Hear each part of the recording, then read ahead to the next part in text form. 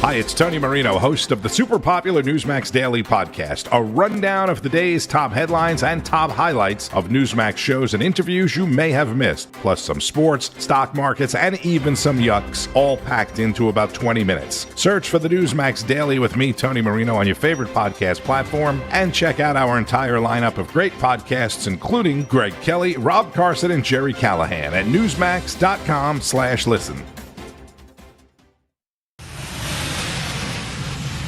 Now, you are about to hear the most interesting, informative, thought-provoking, and funny show in America. On air and on the World Wide Web. This is the Rob Carson Show. Why do we import any Somalis to America? If you look at Somalia as a nation, you can plainly see that this country is not going to be compatible with Western civilization. Why is now, that? you asked about Ilhan Omar marrying her brother. That's horrifying. Being inbred is a very bad thing in Western civilization. It's not what you want to do. There are horrible genetic results. It can really collapse your gene pool. Yeah, you see guys dangling banjos off of bridges as you go under them in a canoe. It's immoral in our culture. But in Somalian culture, Rob, up to 50% of the tribes are inbred. Wow. That's first and second cousin marriages. Holy hell. The coefficient there is one of the highest rates of interfamily marriages in the world. Also some of the highest rates of child brides in the world. One of the highest rates of female genital mutilation on Earth is from Somalia. Wow, I can think of a whole lot of people in states south of the Mason-Dixon land who would love to go there for a vacation. Have a holly Somali Christmas. You know. Millions you can steal. Some states known for inbreeding. They stole a ton, nothing was done. Hey, Tim Walls, what's the deal?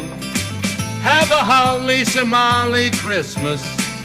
And in case you didn't hear, oh, by golly, have a holly Somali Christmas this year. It's an S-hole. Ilhan Omar, she's in on the theft. I'm wrecking their tourism. It's another reason you can't trust the left. Oh, yeah, they don't have any. Have a holly Somali Christmas. Tim Walls, let it take place. Oh, by golly, Tampa and Tim will never, ever save face. There you go. Well, some people got to be held accountable for the billions of dollars in fraud. And we're finding out that the Somali, that's their number one export is Somalians. That's the number one export for the country of Somalia. They're not known for anything else. They don't export any food because they got to have food imported and everything because they're a poverty-stricken hellhole. And now we know lots of others. Now, that was Benny Johnson, by the way, on Rob Finnerty's show last night talking about the all the issues with the Somalians. And that's racist, right? No, it's just true, actually.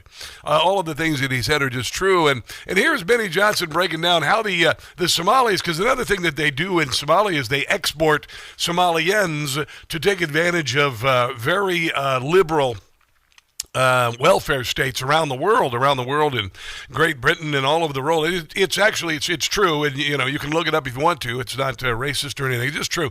And there is a point where you got to kind of go, bring us, you're tired, you're poor, and you're hungry. But how about people who don't suck? How about that? And by the way, that was never in any sort of legislation. It was the result of an essay contest years and years and years ago, and then they put that up there on the Statue of Liberty and all that. It was never like any legislation. It was never anything in the Constitution. It was basically what we need is the best of the best of the best, not people from S-hole countries. But here is Benny Johnson describing how it worked in case you don't know. Now, here's how the food fraud worked, because I think that people have lost just how simple this was. Restaurants in Somali neighborhoods in Minneapolis claimed they were feeding people during COVID. Yeah. Those were ghost meals. Those meals never happened. They were able But the ghosts were well fed. pocket all of the money through a program. Look, it's the ghost of Christmas past and the ghost of Christmas fraud. Rob, where's that program come from? Well, it was called the Meals Act. It was passed in 2020. Who was the author of that bill? Well, I don't know. Who came up with that $250 billion bill? Who would have the ability to do something like that? Ilhan Omar. Oh. Ilhan Omar created the vehicle for the mass billions of dollars of fraud in the community, and it's not... She got elected to Congress, and then she went to Congress, and she suddenly realized that, holy hell, I can get all sorts of money for people. Coincidence that the vast majority of the restaurants had a connection to Ilhan Omar. Oh, yeah. The people who... Yeah, we need the FBI in there, and she needs to be arrested, arraigned, tried, convicted, deported. That's it. That's all. That's that. Were now federally indicted for this fraud, were close allies of Ilhan, worked on her campaign, donated to her campaign. That's how she gets $30 million. She writes the program. Her friends benefit from it, and then they donate to her campaign. Bags of cash. We know they were already funding Muslim terrorism back in Somalia the same way. Yeah, that's true. That's true. And you know, I saw this Liz Collins. She did a great documentary on Minneapolis and how it burned during the summer of 2020. She's a terrific journalist from the Twin Cities, and she got together with an ex-TSA agent at Minneapolis Airport up there. And apparently, while she was there, a lot of Somalians brought suitcases of money through the airport, and they were told by other TSA and other agents to keep it on the down low. Don't say anything. I saw suitcases filled with millions of dollars of cash, and the couriers were always Somali men. Shut the front door. Traveling in pairs. And they got through the checkpoint. It just really absolutely blew my... Let them go, or will it be called racist? mind the first time you open a suitcase and you see millions of dollars of cash. Yeah. And I would believe with... It's like what Barack Obama did with money for Iran, just put it on pallets and put it in a plane. all the cameras at the airport that if they started there... He lived in Africa for a while. They could probably find each and every individual that brought money through the checkpoint. As a TSA agent, we would pull the bag, and then we'd bring them to a private screening room. And we would... He's Somalian, just let him through.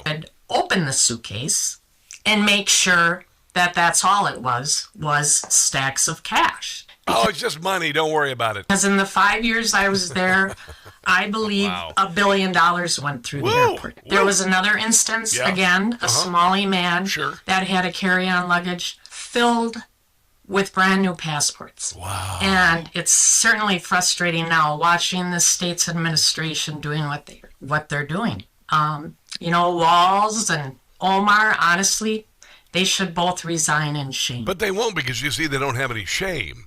They don't have any shame. Democrats don't have any shame. Tim Volz doesn't have any IQ points either. But this is how it's done. And I remember when I lived in Minneapolis, it was a running punchline about the generous welfare state in the state of Minnesota. That was 30 years ago, and clearly there are some people in the world who like to take advantage of suckers with rich welfare states. Saw this in Sweden too, $250 million worth of fraud over there with government aid and whatnot. A whole lot of people in this country are on government aid. It used to be for people who needed it when they were struggling a little bit. And not so much anymore. Democrats have used it to bring in the world's dregs because he knows that they will vote Democrat. That's what they'll do. But bring in the worst people in the world and get them on the dole. And instead of helping out people, like farmers and stuff who've been suffering. Although Donald Trump did something really good for farmers, we'll share that very shortly. Here's Will Kane. And that's just education. Let's take a look at the welfare state. What are illegal immigrants? Yes. What do all of these millions and tens of millions of people do to our welfare system? Well, we know the answer. We've showed you this. We showed you this starting in October. How about welfare? Whether or not it's any welfare, cash, food, Medicaid, housing. There you go. Yep. All different forms of Medicare, welfare. Welfare, yeah. Orange represents households headed by an illegal immigrant. Yeah. Look at this. 59, 18, 48. 39% of households headed by illegal immigrants taking those welfare programs. Wow. And I mentioned the numbers. It's staggering. Foreign-born population in the United States right now is the highest since 1890. Yeah. And it was by design. Joe Biden did that by design. It's funny, I didn't get a chance to quote this interview or this article yesterday. the New York Times, how Biden ignored warnings and lost Americans' faith in immigration. He opened the border wide open, and Barack Obama opened the border wide open. Yeah, I said Barack Obama. Of course he was involved.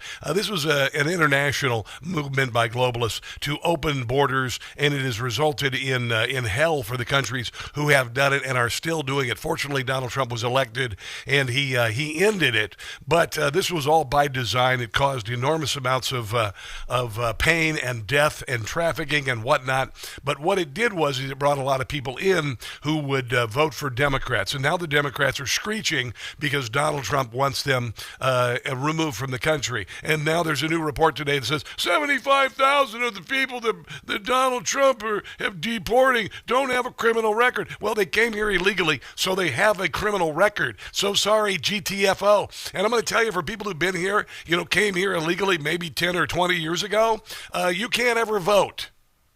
Yeah, how about that? You came here, you can never vote. Or you can leave and come back, but you came in here. The original sin is that you came into this country illegally, and you moved into the greatest country in the history of mankind without any regard for its laws, without any regard for its customs. Many of you did not assimilate, and so honestly, I have no pity for you. You don't ever get to vote. We will take the income tax, or you can just go, leave, and then reapply. That's what they're doing right now. And sorry, no pity here. I have about as much pity for illegals as I do for narco drug boat captains at this point, honestly. I've been saying the United States has been beast-slapped by the third world for a very long time, and it's about time we recognize the value of being an American, because it's the greatest country in the history of mankind, and it has been always. As much as the left has tried to tear it down and make us feel guilty about our history and whatnot, our country really kicks butt. And maybe that's part of why they made America seem so bad, is that they could tear us down, they could bring in the third world and wreck the place. And that's what they tried to do. And fortunately, we pulled it out of the fire in the meantime. We got a lot of news coming up on Ilhan Omar. We've got some great news on the economy. We've got some very funny news on Marjorie Taylor Greene, the pipe bomber. The FBI knew about the pipe bomber since 2021. Duh, not exactly a criminal mastermind. A guy who's borderline autistic. They couldn't find him, even though he was walking around with a phone and and all this and video cameras everywhere. It was intentional. They didn't find him. They found him, but they didn't tell anybody. That's all coming up today. This is the Rob Carson Show.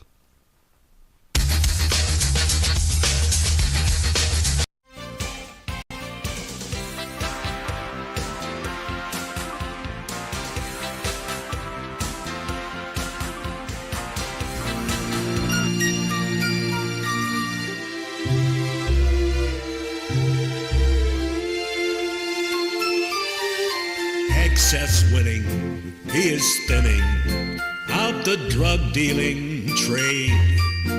In the air, bombs are dropping on drug boats.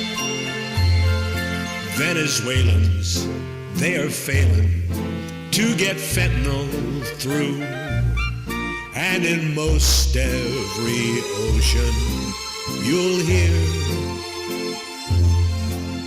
exploding boats,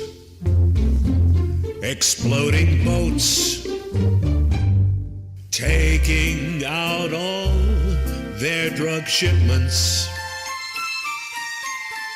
But Duro's sad, been hurt bad. Soon he will be overthrown. Bombing boats, their drug boats. More will be blown up today.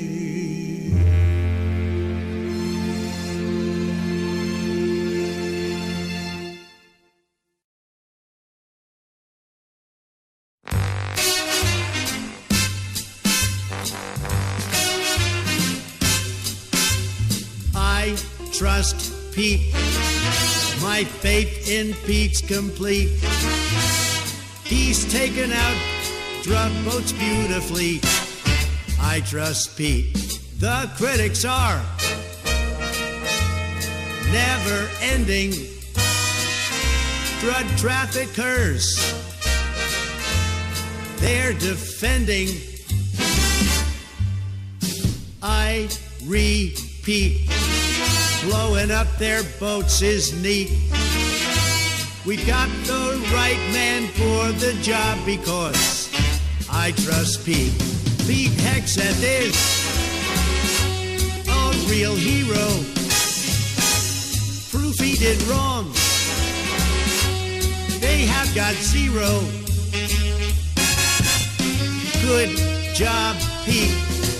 You have pulled off quite a feat. Cutting down the flow of fentanyl, you can trust Pete.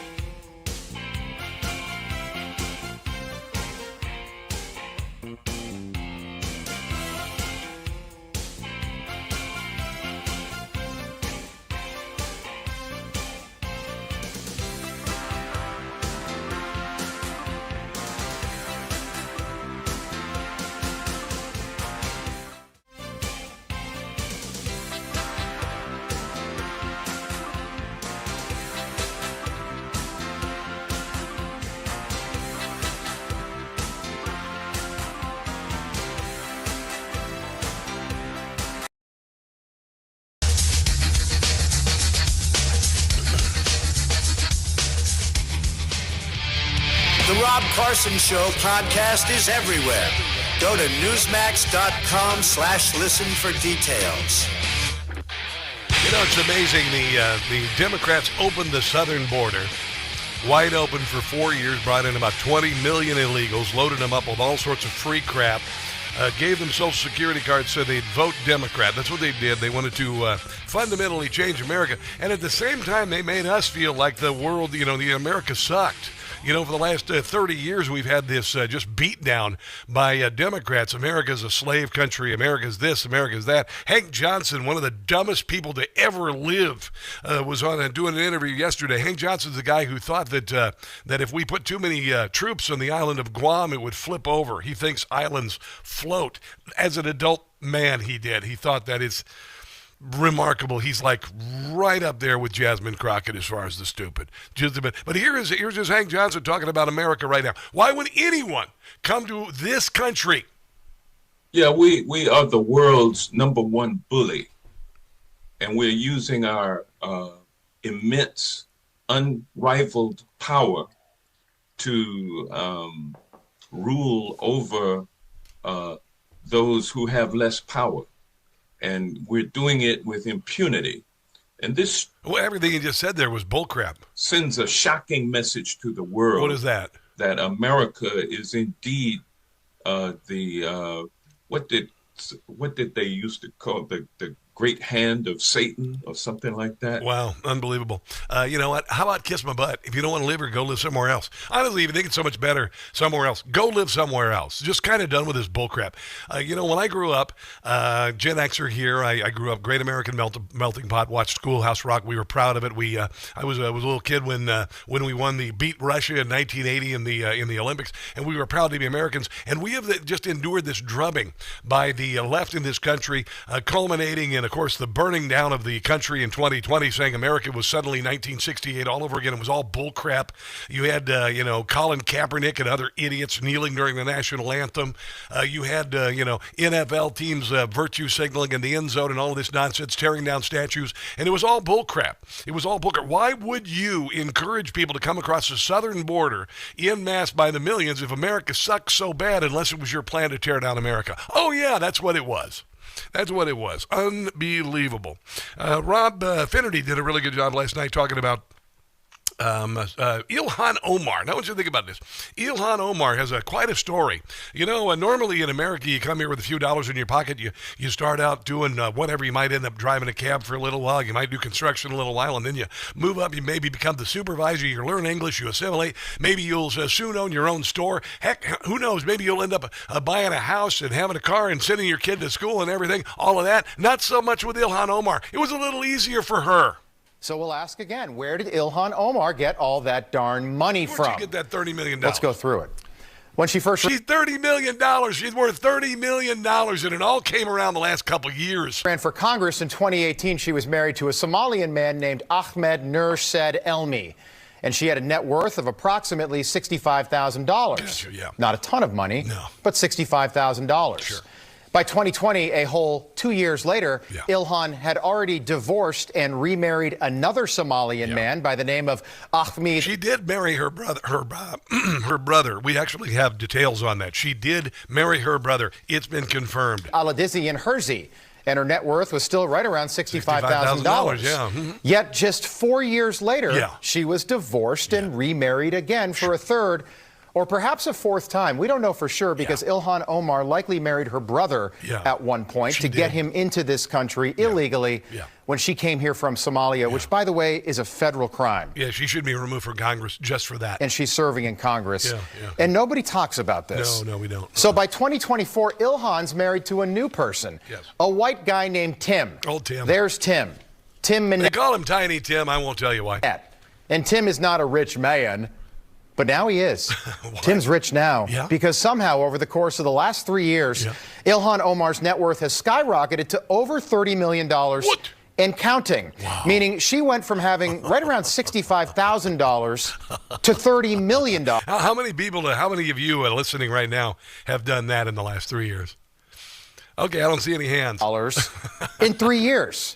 Think about that. Powerball drawing is tonight. Wouldn't that be wonderful? It would be nice, Ilhan Omar did not win the lottery. Bernie Madoff was cheating, and he still wasn't doing that well.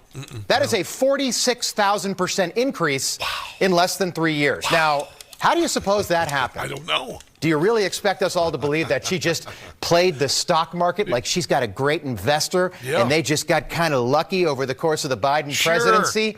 And why are we the only ones asking these questions tonight? So once again, where did Ilhan Omar get all that money, and why is I think we know. She trying to make Americans feel bad for Somalian criminals? There you go. That is Rob Finnerty talking about that. Because she actually steered $250 million from our taxpayer dollars as a member of Congress into the Somali community. And she was embedded with the Somali community. All of the restaurants, all of the vendors, all of the people involved in the fraud in Minnesota. And she needs to freaking go to jail. She needs to be investigated and go to jail. And you could scream Donald Trump's a Nazi, you could scream all of this, whatever, but she needs to go to friggin' jail. She needs to be removed from office, and she needs to go to jail. Unbelievable. Here is an idea, kind of about where all the money went in Minneapolis and where it was centered. Now investigators are tracking the web of fraud to other Minnesota Democrats, such as Congresswoman Ilhan Omar. Many of the suspects linked to the scheme live in her district, including a restaurant owner who hosted events for her. Was that Occam's razor? The shortest distance to something is the most obvious answer. He has since been convicted of stealing $12 million in COVID funds. Wow, that is, talk about a gravy train without the gravy. They didn't bother serving any gravy. The kids went hungry. They didn't serve any gravy. They had some ghost gravy, I guess. We got some audio from Minneapolis, or I should say Minnesota State Senator, who's on the inside there, and also a reaction from Keith Ellison. Keith Ellison is in hot water because he's actually on tape saying that he would steer investigations clear of the Somali fraud up there. And so what is he doing? Well, he's calling Donald Trump a Nazi, of course. Yeah, all of that. Let's take a break and come back on this glorious Tuesday. This is the Rob Carson Show.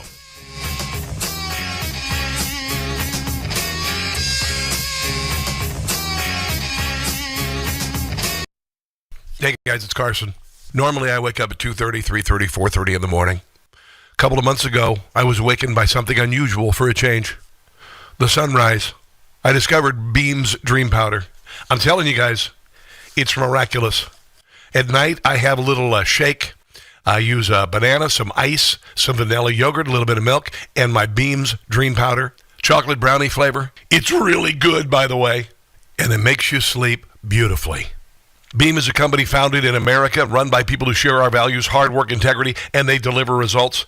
Beam's Dream Powder is a healthy nighttime blend packed with science-backed ingredients shown to improve sleep.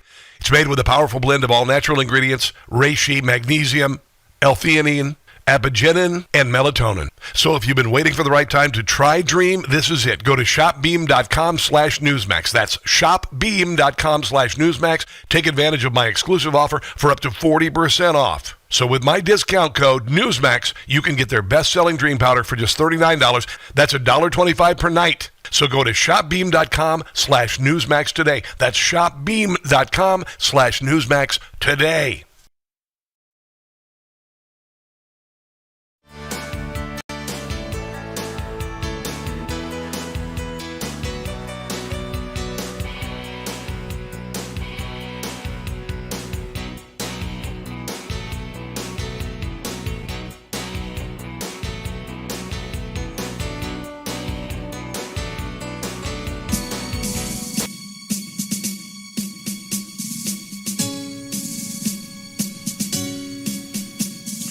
Breaker 19, this here's the Iceman. You got a copy on me, Pigpen? Come on.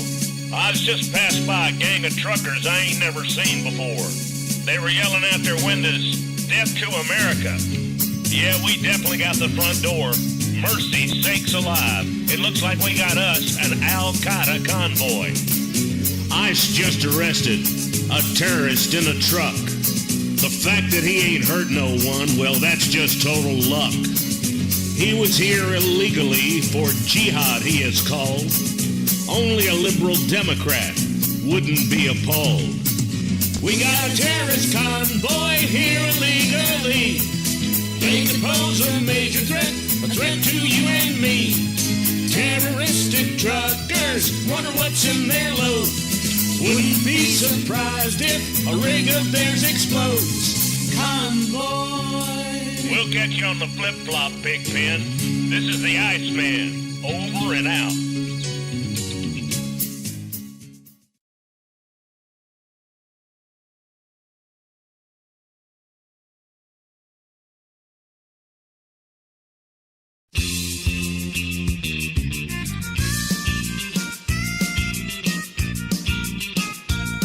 New Yorkers made a big mistake. Private property to rent wants to take. He's a fraud, a total Marxist. He's a man without a soul. Of all possessions, the things that you own, he wants control, total control. Commie, chameleon. He'll take your business right away from you. That's why millions plan to leave New York. They fear the evil that Mom Donnie can do. Commie, chameleon. Anti-Semite. Oh, how he loves Hamas. Commie, chameleon. Mom Donnie's gains, they will be the residents' loss.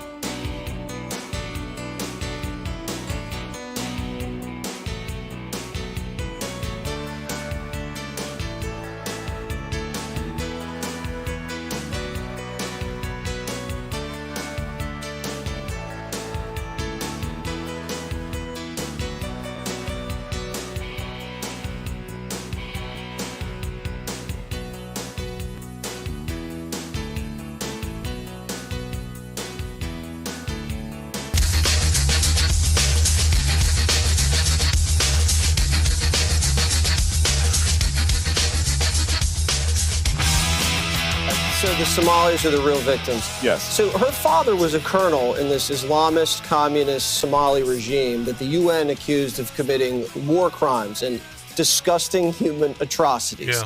She leaves Somalia. She comes here, marries her brother. Talking about Ilhan Omar. Right. Commits immigration fraud, gets elected to Congress, and suddenly is worth $30 million. Yeah.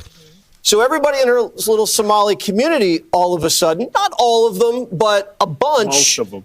steal $1 billion from American taxpayers. More than that, like $8 billion. And then they buy nice cars and they fund her campaign. Yeah. And then they get caught. And she says, no one's more upset about the fraud than us Somalis. Right. And that we're the real victims. Meanwhile, a lot of these people are on food stamps. They don't have a high school education. They can barely speak English. And all Stephen Miller says is you got to assimilate and you can't be a public charge. Yeah, that's it, basically. And, I'm not going to say the FBI, the DHS, had better get on some frickin' charges for that woman now. She has got to be investigated and charged. Tim Walz has to be investigated and charged. Keith Ellison has to be investigated and charged. This cannot stand, and it's all over the country. It's all over the country. The state of Maine and in other states around the country, there is massive fraud in Democrat states involving illegals, and a good share of them are Somalian, because Somalians, they found a good place in the suckers in the United States and Democrat states. Ilhan Omar did marry her brother and said she would do what she had to do to get him papers to keep him in the United States. As according to the UK Daily Mail, Ilhan Omar told friends years ago that the man who went to become her second husband was her brother. Adekasabeta Osman, by the way, who is the name of the city council member whose wife took $800,000 in fraudulent Feed the Kids money. His last name's Osman. Ahmed Osman, I believe his name is. Anyway, Akabata Bidaba Osman is the first person to go on a record to speak on how Omar said she wanted to get her brother's papers so he could stay in the United States. It has long been rumored that Omar and Ahmed Elmi are siblings, but because of the lack of paperwork in war-torn Somalia, proof has never been recovered, but there you go. There you go. That should be enough right there to kick her rear end out of Congress and out of the country. People have to pay for this. People have to be held accountable for this. They never are held accountable. People in government never go to jail. It's about damned time. More on this coming up in a second. What is the price of gold at today? $4,225. Wow, $4,225. It was down to about $4,000 just about a month ago. And it paused. And now it's $4,225.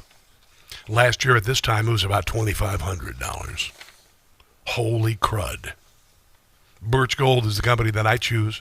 I've got my money invested in Birch Gold. If you're looking to invest in gold, if what I've just said about gold is not interesting enough, or compelling reason enough, Birch Gold's going to give you free silver when you invest in gold. Yeah, free silver ounce. This has gone up 60% in value this year. Silver, by the way, perfect for stocking stuffer, perfect as a gift. Maybe you can put it in the Advent calendar. Who the heck knows? Who the heck knows?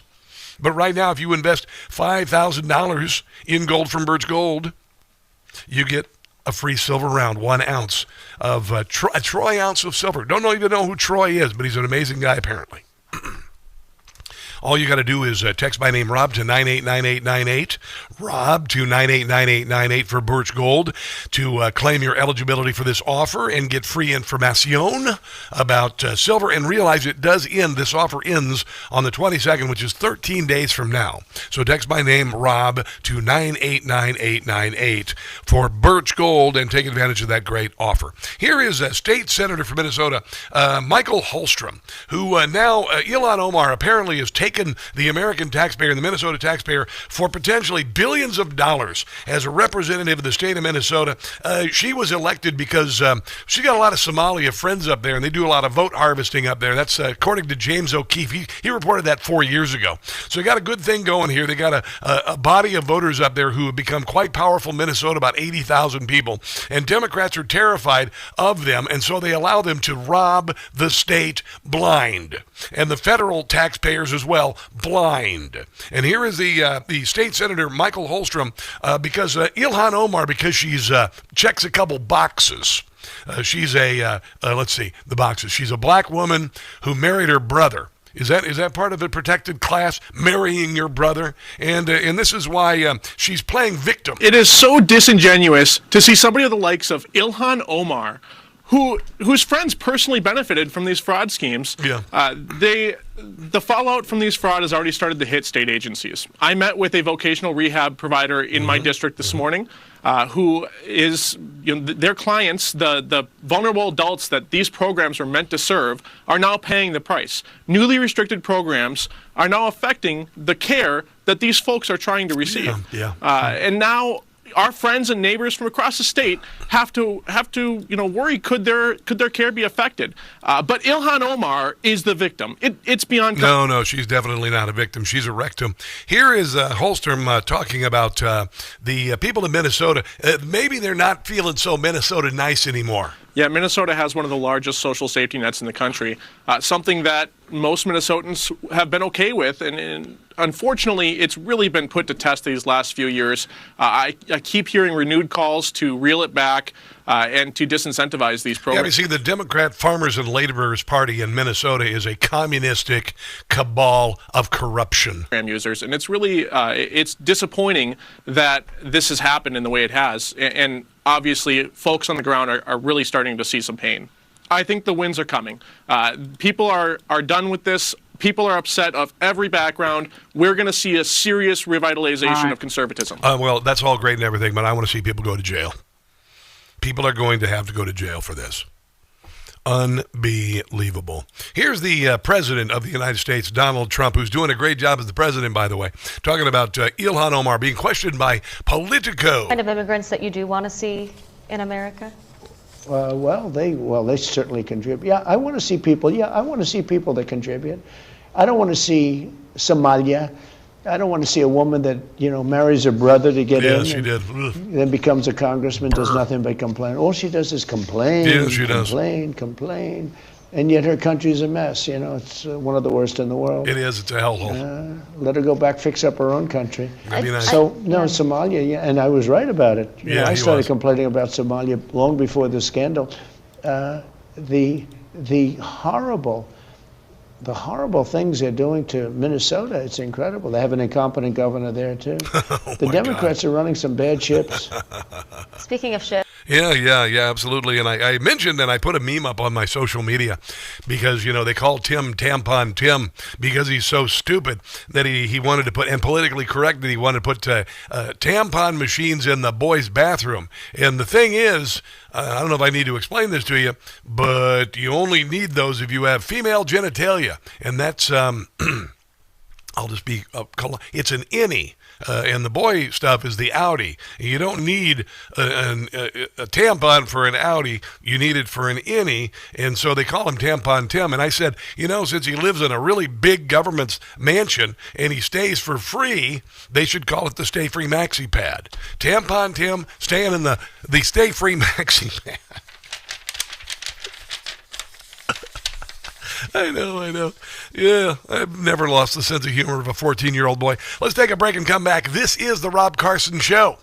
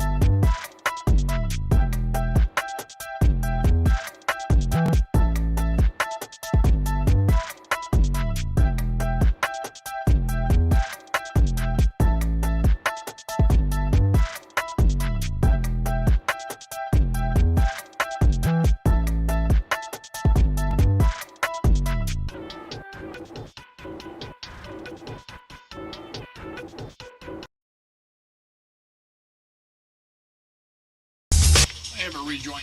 Okay.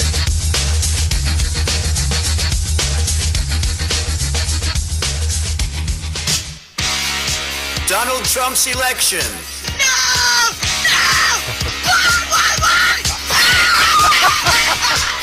It's the gift that keeps on giving. It's the Rob Carson Show. That always makes me smile. Here's Newsmax Carl Higbee. How do you think American taxpayers feel? Honestly, if you identify as a Somali too, and not as an American, when you're here in America, I don't really care about your feelings, or for that matter, anything else about what your culture wants here. Yeah. I find it so interesting that all these immigrants and all these, they're so offended by our culture, but they're just fine with taking benefits from our culture. That's true, yeah. And then after they take billions of our hard-earned money, they turn around and support the dump they came from. And then they send it back, defrauding child lunch programs and autism initiatives. Great job, guys. I mean, way to really bring in the best. And these libs are still defending this. Oh, they're an integral part of our culture. No, they are not. They don't do anything with our culture. They don't want anything to do with it. They want to import their culture and impose it on us, and then call us racist when we don't accept it. Yeah. Here, the former prime minister of Somalia literally comes here and says this out loud, and Ilhan Omar is just standing there clapping. Yeah, I think we're kind of done with all this nonsense, to be quite honest. Kind of being bee-slapped by the third world after Joe Biden was the president for 4 years, and, well, he wasn't really the president. His brain didn't work. But it is just kind of funny. And then, of course, AG Keith Ellison, who is corrupt as the day is long, and I hope, I'm just saying, FBI, DOJ, whatever, DHS, you got to arrest some people. You're going to have to arrest some people in the state of Minnesota and in the state of California and the state of Maine for all of this fraud that's going on, and with the fraud involved with Obamacare. I got some story on Obamacare coming up. Hundreds of millions of dollars for dead people. Obamacare was a massive, massive scam. 35% of the people signed up for Obamacare either don't exist or do not have a policy, but the insurance company gets the money. It's always been a scam. It's always been a scam. And we have discovered just in the last year, Doge, why do you suppose the Democrat Party suddenly started erupting when Elon Musk was put in charge of Doge to go after waste, fraud, and abuse? And instead of saying, oh, thank God he's going after waste, fraud, and abuse, they called him a freaking Nazi. They called him a Nazi, and they burned his car dealerships and paid for protesters went out and destroyed Tesla vehicles and set them on fire and went after people who own Tesla vehicles. People had to, literally now, these idiots who drive Teslas, these liberals who drive Teslas, put stickers on there. I wouldn't have bought this car if I would have known that Elon Musk was so evil. Oh, shut up. Shut up. The Democrat Party is trying to cover its corruption, its absolute corruption, what it has done to our country by importing tens of millions of people, putting them on the government dole, and then looting our treasury for their friends, whether it be green energy, whether it be big pharma, whatever, or whether it be big charity. We have been screwed to the tune of trillions of dollars, and people are going to have to go to frickin' jail. I don't care how long it takes. I don't know if they have to hire more FBI agents, but it has to be done. This cannot stand. We cannot let this just fade into history. It cannot stand. Ilhan Omar needs to be investigated, arrested, deported. That's it. That's that. But here is Keith Ellison, the AG of Minnesota, who, by the way, has been on tape saying, we will stop the investigation of fraud here, talking to donors, okay? And here he is now. What does he do? Of course, he responds to Donald Trump saying, we're going after the fraud. We're going to end this nonsense by calling Donald Trump a Nazi. We're going to go the wrong way if we keep taking in garbage into our country. Let them go back to where they came from. What is your response to that kind of language from the president? It reminds me of Third Reich type language. Oh, yeah, Third Reich. It's reminiscent of Nazis talking about poisoning the blood, calling people human garbage. Oh, my God, unbelievable. And, he twists the language. This comes out of nowhere. The talking point is out there. Ilhan Omar is using Donald Trump is turning it's like 1930s Germany. The Councilman Osman from Minneapolis, and Trump is making it Nazi Germany. And now Keith Ellison, they got a talking point they're going with, and it's always nonsensical. They've been calling Donald Trump a Nazi for a decade. Why do they do it? Just for this right here. for things like this to deflect from their abject, filthy, rotten corruption. This is Katie Miller. She's Stephen Miller's wife. And, they were saying that Stephen Miller is a Nazi even though he's a Jew. And here is what she has to say about the Democrat Party using this sort of language against her husband, Donald Trump, MAGA supporters, the FBI, the DOJ, the ICE agents, Border Patrol. We are all reminded how the Somali refugee experiment in our country has failed, whether that's scamming Americans out of $1 billion or sending $1.7 billion annually in remittances to Somalia, or the fact that 37% of Somalians in Minnesota can't speak English, Sean. Wow. These aren't people who want to assimilate or love our country. And as a reminder, they're free to go home. Bye. When Ilhan Omar uses that rhetoric of saying white nationalist and Nazi, what she's trying to do is incite violence and incite someone to murder my husband in all sincerity. Yeah, they use words like fascist and Nazi and all that, and they end up on shell casings. Spent shell casings like the one that killed Charlie Kirk. It had the word fascist on it. That's a word that the Democrat Party has been calling us for decades. That's what people are trying to do. It's no better than someone taking a gun and trying to shoot President Trump in Butler. They're trying to use that language because they're incapable of loving our country, and they're incapable of stopping the radical change that's coming, which is secure borders and safe streets. Because under President Trump's watch, we'll never see again, which was Afghan terrorism in our streets of Washington, D.C. And Ilhan Omar is partly to blame for that. 100%. Let's take a break and come back. This is the Rob Carson Show.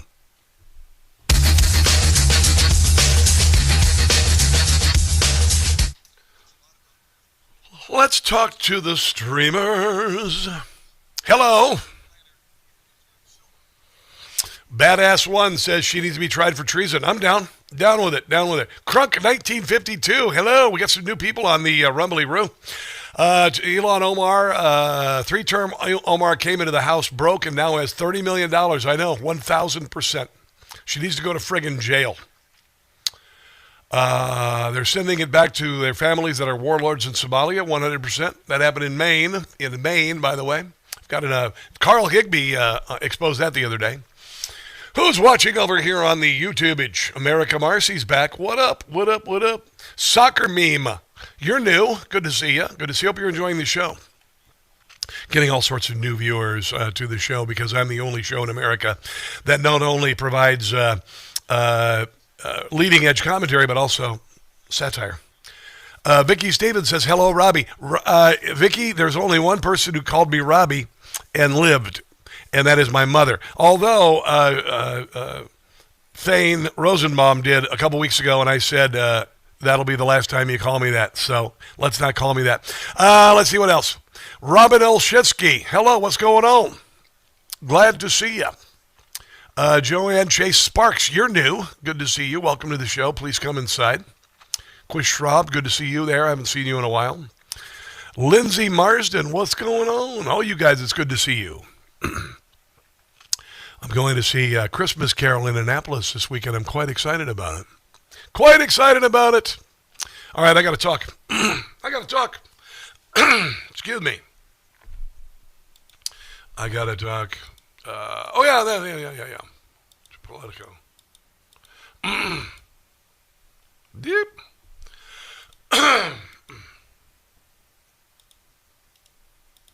Diggy.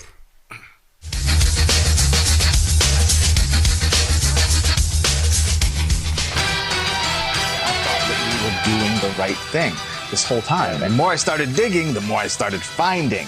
And I just couldn't believe what I was seeing, that this was happening and that I was part of this. Chris Bernardini spent 7 years working for Gateway Community Services, a Somali American-led health services contractor in Maine. Bernardini alleges Gateway oversaw a system in which false records were filed about client visits. And he says they charged taxpayers for providing services that were never performed. We started getting some clients calling and saying, months later that their client owed them hours. They hadn't come in for these shifts and stuff. But I had a time card for it.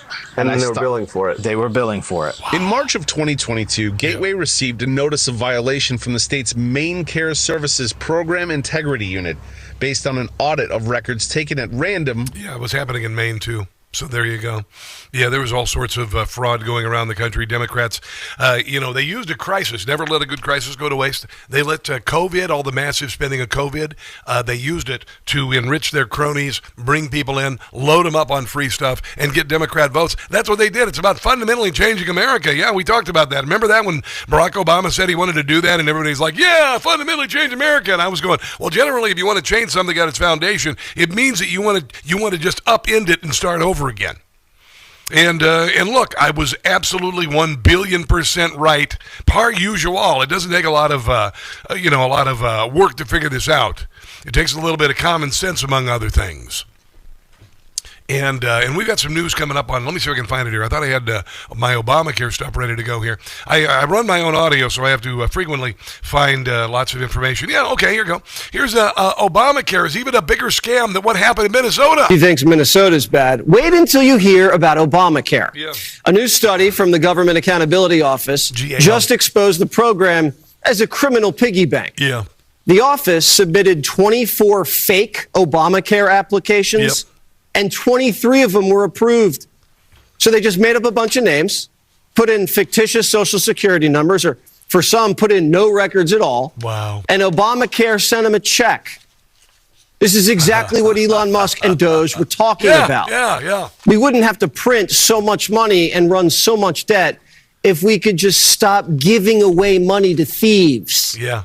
It is remarkable, and they're saying $100 million went to dead people's names, not to the dead people themselves, because, I guess maybe it could because the Democrats would use them as votes, but that's your Democrat Party. $100 million given through Obamacare. They get this massive scam, trillions of dollars of spending, trillions of dollars, so maybe who's going to miss a couple $100 million or a couple $1 billion? And that's been going across the board. The Democrat Party has been leading the way. This is why they're pitching a fit, calling us racist, Nazis, and all of that, and then not sending all the information about voter rolls or SNAP benefit enrollment and whatnot. The Democrat states are keeping it quiet because they have a massive criminal cabal, the largest crime family in the history of the world. Your Democrat Party. Let's take a break and come back. This is the Rob Carson Show.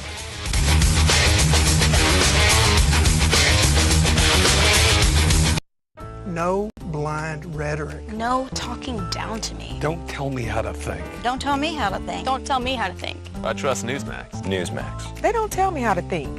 They let me decide. Real news for real people.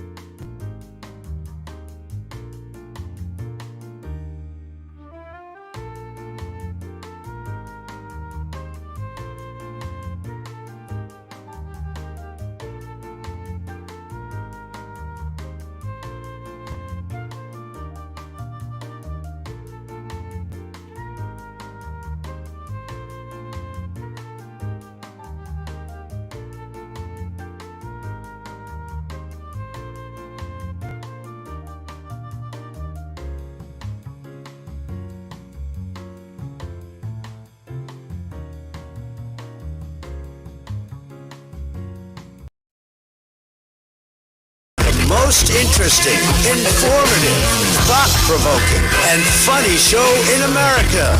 On air and on the World Wide Web. This is the Rob Carson Show.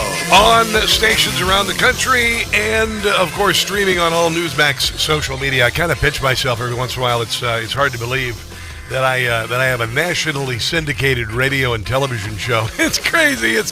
Oh, my God.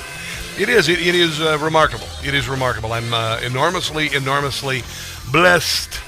Coming up, really good news on the economy, really good news for farmers, really good news on gas prices, really good news on manufacturing. I know it sucks to be a Democrat right now and all of that.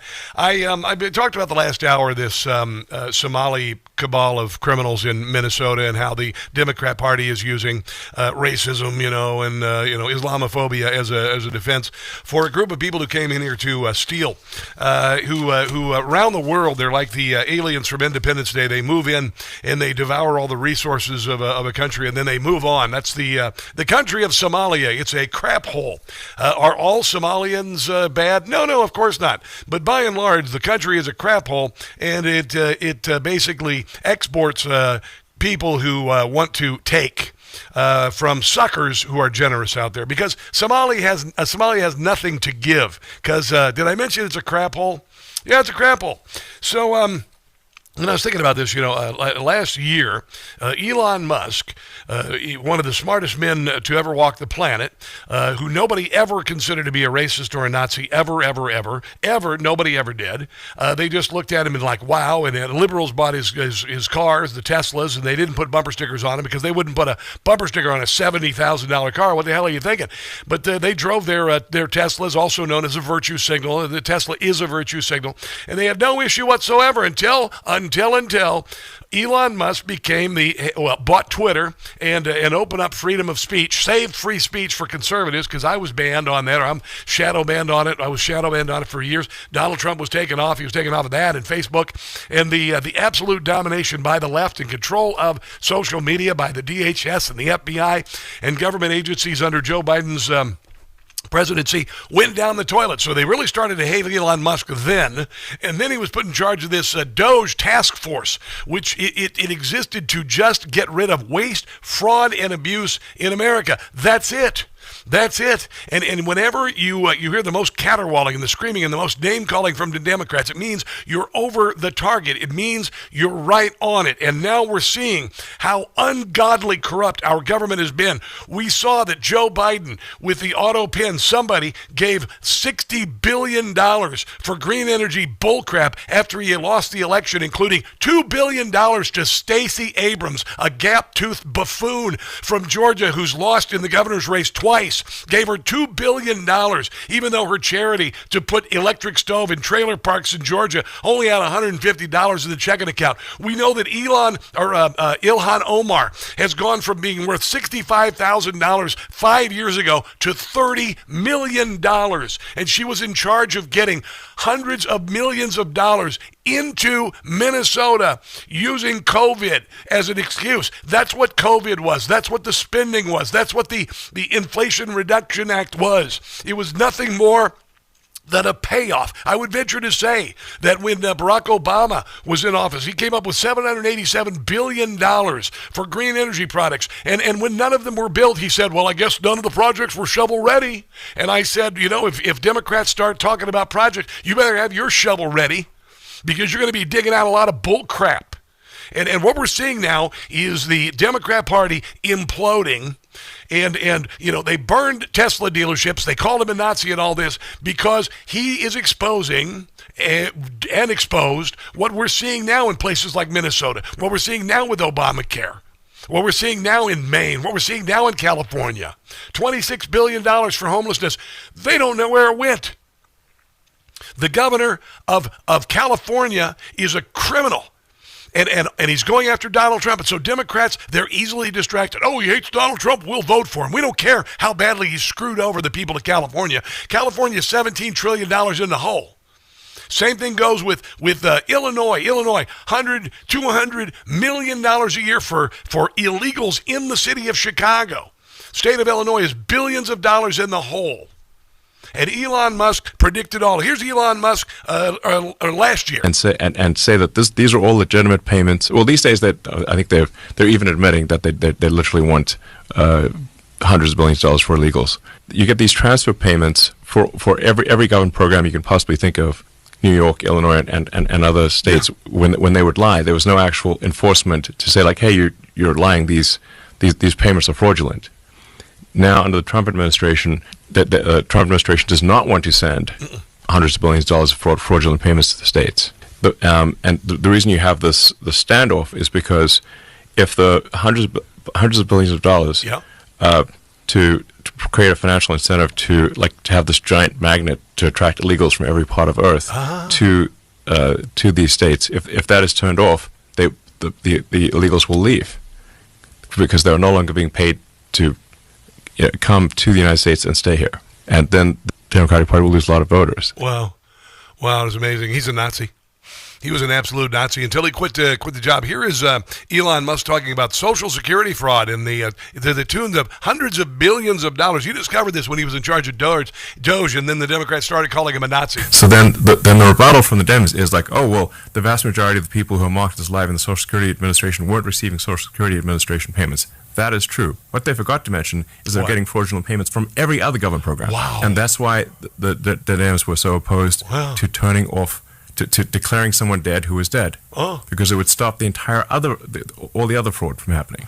And we're talking about SNAP benefits and whatnot. Oh, and then there's this in California, the homeless industrial complex. Listen to this. It's supremely evil. The homeless implies that somebody got a little behind on their mortgage payments, and if they just got a job offer, they'd be back on their feet. But someone who's totally dead inside, shuffling along down the street with a needle dangling out of their leg, taking a dump in the middle of the street, they're not like one job offer away from getting back on their feet. These sort of charities, they get this money. The money is proportionate to the number of homeless people. Their incentive structure is to maximize the number of drug zombies, not minimize it. Wow. That's why they don't arrest the drug dealers. Because if they arrest the drug dealers, the drug zombies leave, and they would stop getting money from the state of California and from all the charities. This is a diabolical scam. You're taxing on any money going through the system in San Francisco, and that money goes to the homeless industrial complex. When you add up all the money that's flowing, they're getting close to $1 million per drug zombie. Wow, that is pretty darned evil. Holy hell.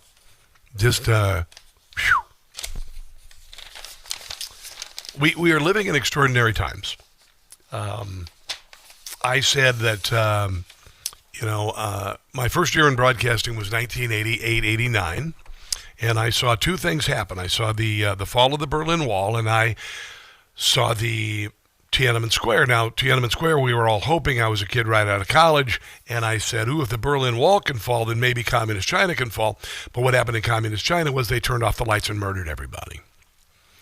And I likened what happened on November 5th this year, the election day, the fall of the Berlin Wall, and it has exposed massive amounts of corruption and other things, and the Democrat Party has just gone nuts. For the last 10 months, they have done nothing but be the opposite of what Donald Trump says. Everything, and they're always looking for the next thing. It's Signalgate. It's gonna, because Pete Hegseth is uncovering graft, corruption, filth, waste, obviously the failure of our Defense Department to maintain the levels of troop engagement and whatnot, all this woke nonsense, trillions of dollars in waste, fraud, and abuse. I hate to tell you this, a good share of the money that we sent over to Ukraine was taken by Ukrainian oligarchs, because Ukraine is a filthy, rotten, corrupt country. It really is. I feel bad for the people of Ukraine, but it really is. It's where the world's despots go to launder their money. And so, in 1 minute it's Pete Hegseth is this, Elon Musk is a Nazi. Then it's the No Kings protest. Then then we shut down the government. Then it's Pete Hegseth is a war criminal. And then it's I can go on and on and on. They're throwing this massive temper tantrum because, as I've said, the Democrat Party dies like movie vampires. They recognize their death in Donald Trump. They tried to put him in jail. They tried to take his money. They tried to kill him, and it didn't work. And now they're desperate. They're going, oh my God, Our cabal that has enriched so many of us and our cronies and come back to us in the form of campaign donations and votes are collapsing around us. And so they're trying to drag us into hell, kicking and screaming with them. And you know why I say this? Because I've always been right about this stuff. I got a good gut instinct. I have life experience, and I have common sense. And all of this stuff, of course, adds up sooner or later. And this is being exposed right now, and the Democrat Party is collapsing. Listen to this. Here's some bad news for Democrats. You remember when Nancy Pelosi said that Joe Biden should be on Mount Rushmore because he was one of the best presidents ever? Remember when Joe Biden campaigned on curing cancer? No, he campaigned on curing cancer. Hold on a second. Let me see if I can find that soundbite. Let me see. Cancer, Biden. Hold on. Joe Biden actually campaigned. Here it is. This is Joe Biden in 2020. I promise you, if I'm elected president, you're going to see the single most important thing that changes in America is we're going to cure cancer. Okay. I promise you. He didn't cure cancer. I don't even know. Is there anybody with cancer out there? Anybody know anybody with cancer has been cured? Because maybe I don't know about it. Because my wife's mother just died of it about 2 years ago. So I'm thinking that Joe Biden didn't do it. But Donald Trump didn't bring down inflation on day one. So that's that Harvard-Harris poll. Who's done a better job as president? Donald Trump, 53%. Joe Biden, 47%. I guess he doesn't belong on Mount Rushmore. Let's take a break and come back. This is the Rob Carson Show.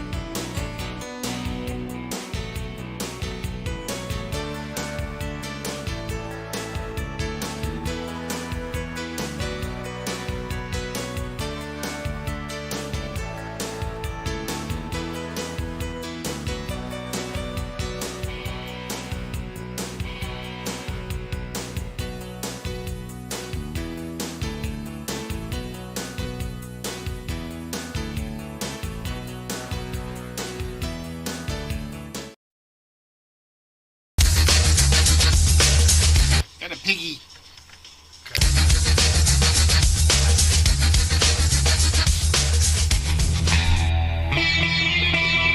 Hey, quick question for all the people mad at Donald Trump for calling that reporter a piggy. Yeah. Would you prefer to be called her Hitler, racist, rapist, pedo, dictator, fascist?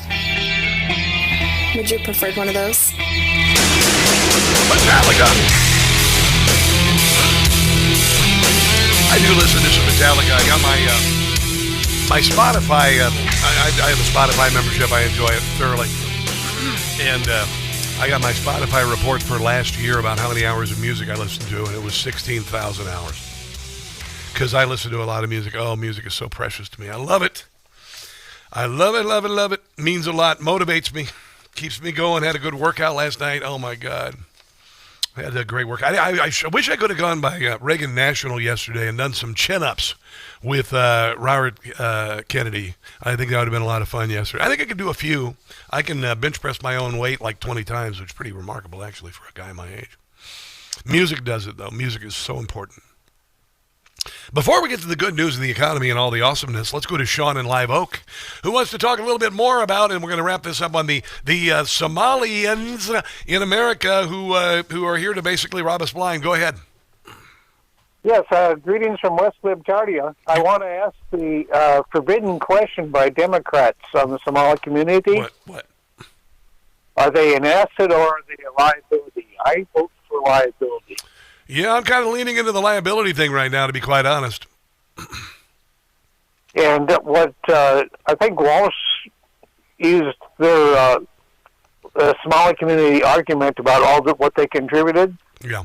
And he just pointed out that that's maybe 1/10 of what they've embezzled. Well, you know, we've gone from becoming the shining city on the hill, the land of opportunity where you can come here penniless and earn your way to a great living and a great life, to you arrive here penniless and you are here to defraud the American people, a generous and kind people, and then when we complain about it, call us racist. This is what the left has done to our country by shaming us about existing, by shaming our history. They've allowed this sort of thing to happen. And I think we've had enough, Sean. I think we have, brother. And it sounds like the feces is hitting the fan with your governor out there in California. $26 billion, all of that homeless money that didn't solve any homelessness at all. And then, of course, the light rail that is a complete joke. It's going to be at least a decade late, much shorter and much more expensive, and no track has been laid. So hopefully that'll hit the fan with Gavin Newsom. Have a good one, bro. I appreciate you. Let's do some good news. We love to win. Winning, so much winning. It's lots of winning, lots of winning, lots of winning, lots of winning, lots of winning, lots of winning. It's oh so good. Maybe one of the reasons why the Democrat Party is focused on things like Pete Hegseth is a war criminal is because of this. 2.5 million new jobs that have been created since the president was sworn in, all going to American-born citizens. This is amazing. The fastest wage growth in 60 years. All the jobs when Joe Biden was the president went to illegals and government workers. Gas is down. Lumber is down. Wow. Eggs are down, Larry Kudlow. It's a lot cheaper to get wood these days. Really, everything is coming down, but we believe so sincerely. Listen, we're not tone deaf. We know that America, or a lot of Americans at least, are like, we're still not feeling the relief. I know. The relief is coming. The structure is there. The one big beautiful bill, tax cuts. Yeah, because you're going to get the Social Security benefits tax-free, tipped wages. When you get tipped, income tax-free, you're going to be able to write off the mortgage interest on an American, or not the mortgage, the car payment interest on an American-made car. Overtime going to be, all of that. You got the $20 trillion in new investment coming in America. Kind of makes Joe Biden look like a giant flaming piece of garbage, right? And then, of course, manufacturing is back. Here in Pennsylvania, they're firing up a closed-down steel foundry. The silence is finally broken for the first time in a dark 2 years. Yeah. The blast furnace will be roaring again, a sight many steelworkers thought they'd never see. Really? That glow means one thing for this community. Hundreds of jobs are returning to the Metro East. This is the beginning of the comeback story Granite City has been waiting for. This town was built by steel, but when the plant went cold, many thought the way of life here nearly died with it. Today, they were proven wrong. U.S. Steel announced Granite City Works will fire up one of its blast furnaces by next spring. When I hired in 97, I was told, boy, what are you doing here? This place ain't going to survive. And we're still here today. Wow, that is crazy because George Bush said there were, jobs Americans wouldn't do. He was full of BS. I'll just put it that way. I'll put it nicely that way. We like to work. We like to work hard. We don't mind getting dirty. We don't mind, getting burned a little bit. We don't mind coming home smelling to high heaven, as it were. But old Barack Obama, who never had a job in his life and was an academic who smoked a lot of weed in high school and is a radical Marxist, he said that you got some sort of magic wand? How are you going to bring back manufacturing? You're going to be able to manage manufacturing. You're going to have to work in a cubicle. You're going to have to, do that the rest of your life. Because some of those jobs of the past are just not going to come back. And when somebody... Well, you better tell that to the steel workers they just rehired. Says, like the person you just mentioned, who I'm not going to advertise for, that he's going to bring all these jobs back. And how exactly are you going to do that? What are you going to do? There's no answer to it. He just says, well, I'm going to negotiate a better deal. Well, how exactly are you going to negotiate that? What magic wand do you have? And usually the answer is he doesn't have an answer. Well, let me just tell you, he's got a much bigger wand than you do. And he's going to be helping out farmers because farmers have been screwed with trade deals over the decades. And what he's going to do is going to be paid for. He's going to help out the farmers, get them back on their feet using tariff money, meaning the other country is going to pay for it. Delighted to announce this afternoon that the United States will be taking a small portion of the hundreds of billions of dollars we receive in tariffs. Yeah. We are making a lot of money from countries that took advantage of us for years. They took advantage of us like nobody's ever seen. Our deficits are way down because of tariffs. I guess because of the election. Yeah. Because without the election, you wouldn't. Yeah, $12 billion in one-time bridge payments to American farmers in response to temporary trade market disruptions and increased production costs that are impacting farmers following 4 years of disastrous Obama or Biden administration. Well, same thing. Policies resulting in record high input prices and zero new trade deals. This is good for farmers who feed you. Barley, chickpeas, corn, cotton, lentils, oats, peanuts, rice, beans, wheat, canola, flax, mustard, says rapeseed. What the hell is that? I think it means grapeseed. Safflower. All you farmers, cotton farmers out there, oh my goodness. You guys keep us clothed, you keep us fed, and now you're finally getting a break. And guess what? Other countries around the world are paying for it. That's a real president. Not a guy who is an academic who's never done a damn thing in his life, or a man who has pudding for brains. Thane Rosenbaum joins us next. Don't go anywhere.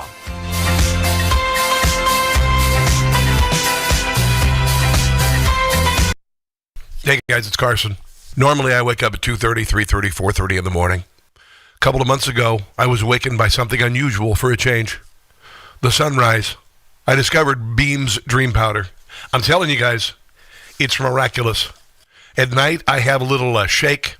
I use a banana, some ice, some vanilla yogurt, a little bit of milk, and my Beam's Dream Powder. Chocolate brownie flavor. It's really good, by the way, and it makes you sleep beautifully. Beam is a company founded in America, run by people who share our values, hard work, integrity, and they deliver results. Beam's Dream Powder is a healthy nighttime blend packed with science-backed ingredients shown to improve sleep.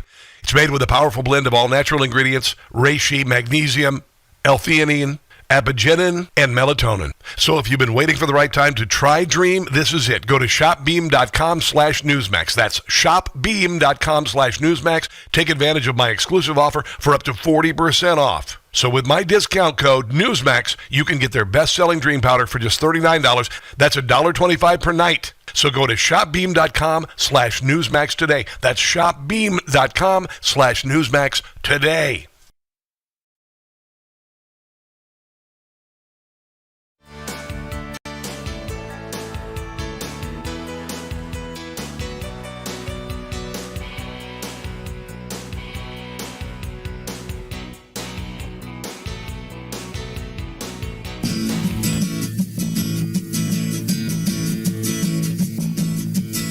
The House wants me to testify about Jeffrey Epstein, but I've got lots to cover up, if you know what I mean.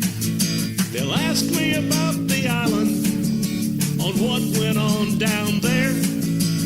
I could go and tell the truth, but I wouldn't dare. I am dodging subpoenas, and so is my wife. We will try to dodge them for the rest of our lives. We are dodging subpoenas.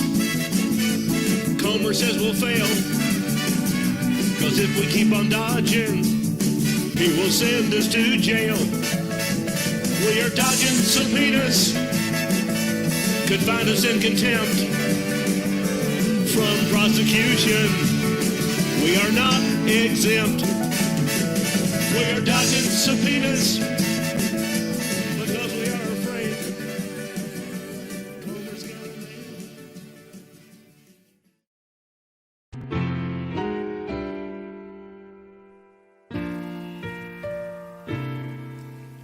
I've got a crush on you, Mom Donnie.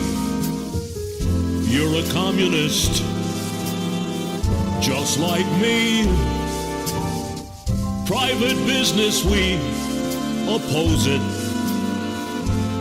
A takeover, we will propose it. Seize your house, take your car. Zoran Mamdani is our new star. The world will pardon my mush, but I have got a crush, Mamdani, on you.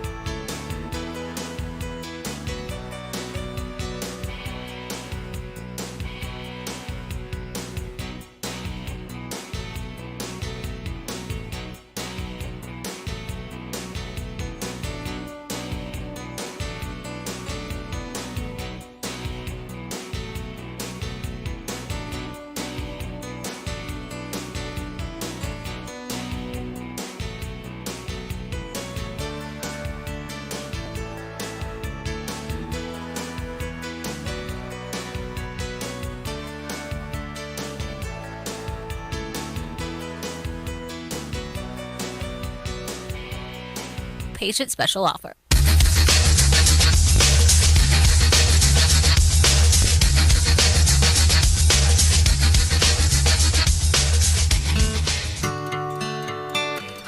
It's the Rob Carson Show.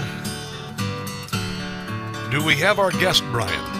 Yes. We do have our guest. All right, we have our guest. Let me set up our guest with this this soundbite from seditious Sixer Maggie Goodlander talking about us blowing up the narco-terrorists. The President and the Secretary of Defense have a lot of questions to answer about the legal basis and the strategic value of all the strikes that we have seen go down. And there are 20... I don't know, saving a couple 100,000 lives, probably a good strategic target there. 22 that we know about. The President has serious questions to answer about how these strikes are actually making the American people safer. Because they've ended like 92 to 96% of the flow of fentanyl and cocaine and other illegal drugs that kill people from coming into America. You know, I am deeply committed to cracking down on the transnational cartels that are... No, you're not. No, you're not, because you haven't done anything about it. ...fueling American overdose deaths. But it is not yet clear how these strikes are helping to advance that. Because you blow up the boats that have the drugs on them, and you kill the terrorists who are. Is this? Are they making it too complicated, or maybe they're just siding with the terrorists? Yeah, because it's Donald Trump and he's a Nazi, right? Joining us on the Newsmax Hotline, Thane Rosenbaum, a beloved guest of this here radio program, also legal analyst and law professor, among other things. Hello, my friend. Happy Hanukkah to you, by the way. You're very kind to say that, Rob. It's always great hearing your voice, buddy. I was just seeing this piece you posted. When did terrorists become untouchable? This is interesting in a lot of different ways, because right now, on multiple fronts, you have Democrats defending terrorists. Part of it is because Donald Trump is fighting them, which is beyond, compare. But, you've got money flowing from Minnesota, from Somalians stealing billions of dollars, sending it to Somalia, where it's going to El Shabaab, among others. And Democrats say, oh, that's not happening. Well, do we know it's going to El Shabaab? And then you've got narco-terrorists in boats off the coast of Venezuela, and Democrats, like crazy catwomen falling in love with death row inmates, are defending them too. What is going on, Thane? Yeah, Rob. Well, part of it also is because everything in the post-Black Lives Matter era and DEI era is framed in racial terms. So what we've seen is one common theme is we don't judge people with brown skin. Because if we do judge them harshly or unfavorably, we're racist. Yeah. And so that comes up if you can draw a straight line. They all have one thing in common, that they sort of always are framed in racialist terms, and that you just simply cannot, as if brown skin is automatic virtue and white skin is automatic demonic behavior, oppressor, colonialist behavior. So she says, we really care about the illegal flow of drugs, but as you point out, but then how do you show it?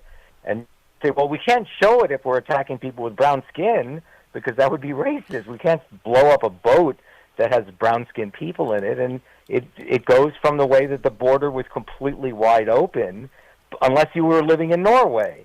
A Norwegian during the Biden administration with 2 PhDs in physics couldn't get through here. No way. Yeah, because Norwegian is really white. I mean, really white. Oh yeah, and they're guilt-ridden. By the way, they're guilt-ridden white liberals up there. And there's a party, the Democrat Party is called the Democrat Farmers and Laborers Party, basically hammer and sickle United States version. They have an enormously generous welfare state. I lived there 30 years ago. I did morning radio up there, and we used to make fun of it.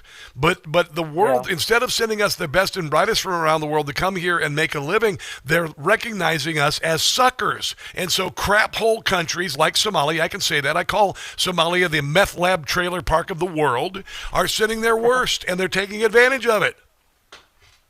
Yeah, I mean, it's a common theme. Now, by the way, if we lived in Europe, Rob, this conversation is easier to have, because there's an enormous buyer's remorse in all Western capitals, whether it's Madrid or Paris or Berlin or Stockholm or London. They're sick of it. They're tired. Yeah. They're just sick of it. And so they've seen, we're not quite there yet. Well, we're getting close. We're getting close. We're seeing more and more. I always like to say, the minute they lit the American flag and screamed "Death to America" in Dearborn, Michigan, the race was on. That was when it started about a year and a half ago in Dearborn. That's when it started. The clock started, and we're seeing more of it. And I can assure you that the well-intentioned people in Europe are watching America closely and saying, you thought it wasn't going to happen to you, but you're wrong. Get ready. Well, I like to say that the left exposes its flank so we can kick its ass, and we're seeing this, and we're seeing this thing, and I've seen this happen time and time and time and time and time again, and they're doing it again. They're doing it in look, for instance, after October the 7th, they said that there was a horrific hospital bombing that didn't happen, and they wanted to distract from the second Holocaust in Israel. which was October the 7th. And what they did is they exposed radical anti-Semitism on campuses around the country. And Donald Trump was elected. Flank is exposed. Kick it. And so we're seeing that. But we're in the throes of an existential crisis here, and thank God Donald Trump is in office. Yeah, I was thinking as you were playing that segment, and as you know, I wrote about this weekend. Yes. Barack Obama killed nearly 1,000 people through drone strikes in a number of different countries, and no one paid any attention to it. It was a sort of the silent war on terror. It also killed a lot of goats. I'm not kidding. There were like stories about how the drones were just shooting anything, and it killed animals too. Yeah. Anwar al-Awlaki. In places like Somalia, that means your wife got killed. Yeah, right. Exactly. That's funny. So, but he also killed an American citizen. Yeah. Imagine that. Anwar al-Awlaki was born in Arizona. His father is still alive, I believe, in Arizona.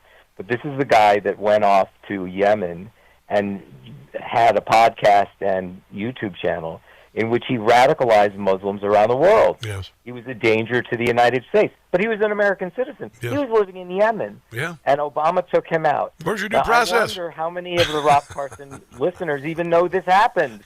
They wouldn't even talk about it. An American citizen was assassinated, and no one talks about it. But here, there's a problem in sinking boats that are carrying fentanyl. Yeah.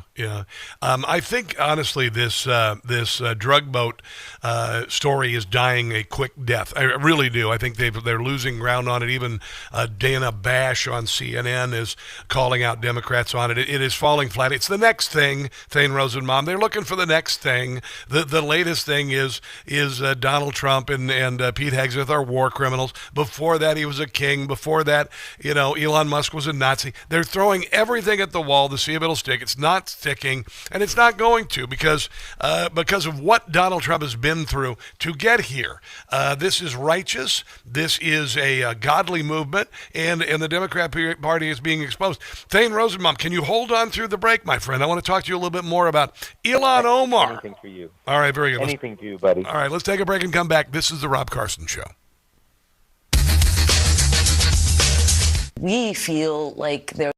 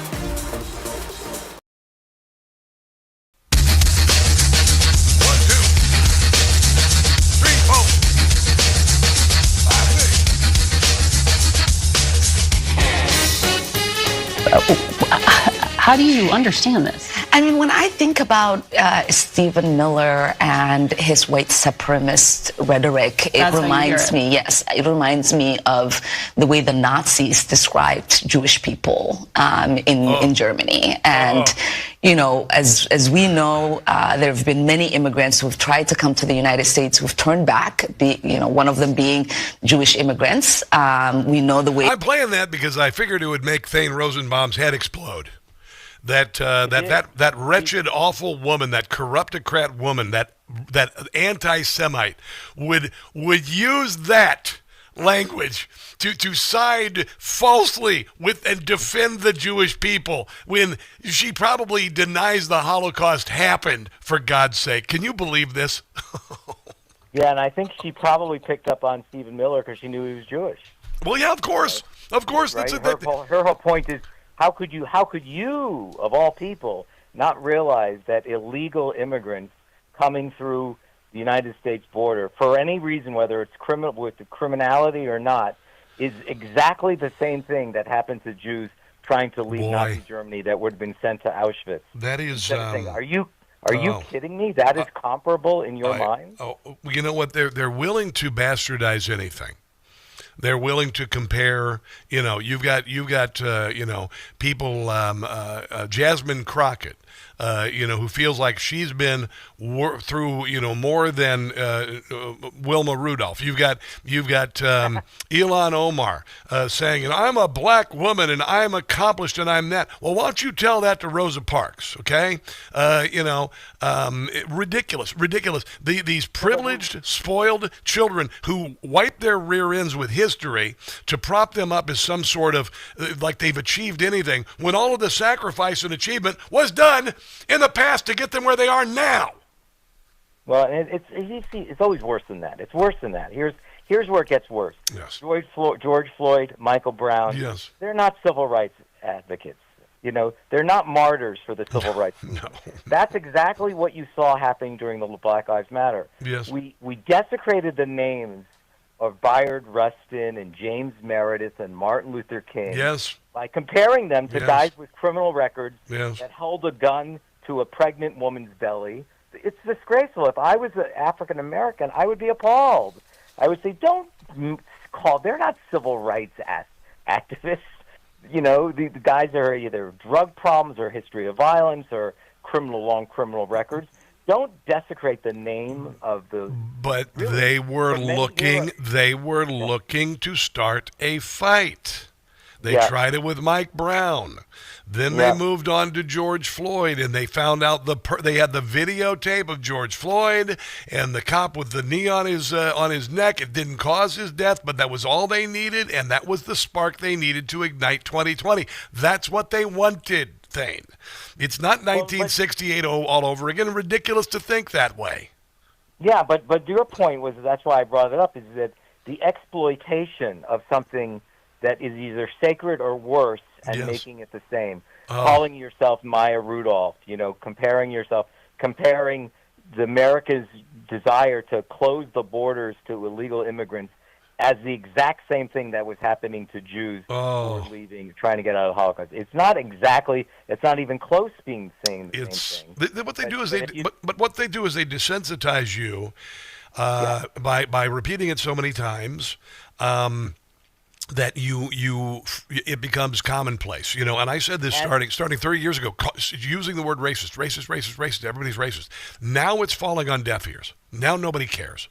Bullcrap. Well, if everyone is a racist, Rob, then no one is a racist. I swear to God. I mean, it's just, if everyone, that the point is that some of these things are what they are, and instead we compare them and misapply them. But this sinks in, though, Thane. I was on a ride. I took the Acela from Philadelphia back to Washington, D.C., and I sat next to him as a radical leftist BLM supporter, and she seethed with hatred for me because I was white. And I could tell because she was rolling her eyes, and I'd say, well, I worked my ass off and I grew up on a farm poor. And she rolled her eyes at me. I mean, it was like, and there was nothing, like for instance, I work in a building that has an architecture firm. Her daughter is in school to be an architect. She could come here and do an internship. And I said, I can get you in touch with somebody. And she was like, okay. She would not put her daughter, give her daughter this opportunity because I work in the building. That's how brainwashed she's been, convinced that she's a victim, even though she did nothing compared to people of color in the past who endured slavery, who endured Jim Crow, all of that. But people have been brainwashed, and hopefully this is going to fade.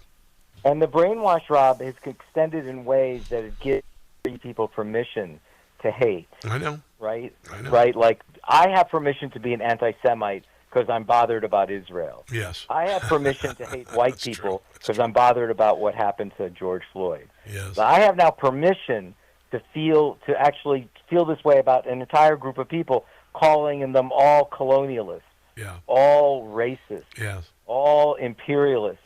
Right? I mean, remember the 1619 Project that won the Pulitzer Prize for the New York Times starts with the proposition that America started out in 1619. The first feet that hit our shores was racist feet. Yeah, and that everything that's come out of this country since, there's no racial progress at all. Nothing has been good. It's only been racist. Well, I think it's beginning to fall upon deaf ears. We do have to run, my friend. You got this great piece. When did terrorists become untouchable? Where can people find your glorious work, Thane Rosenbaum? ThaneRosenbaum.com has everything on it. All right, God bless you, brother. And if I don't talk to you before I go on break towards the end of the month, happy Hanukkah and a blessed New Year to you, my friend. And Merry Christmas and Happy New Year to you, my friend. Thank you, Rob. You betcha. Let's take a break and come back. This is the Rob Carson Show.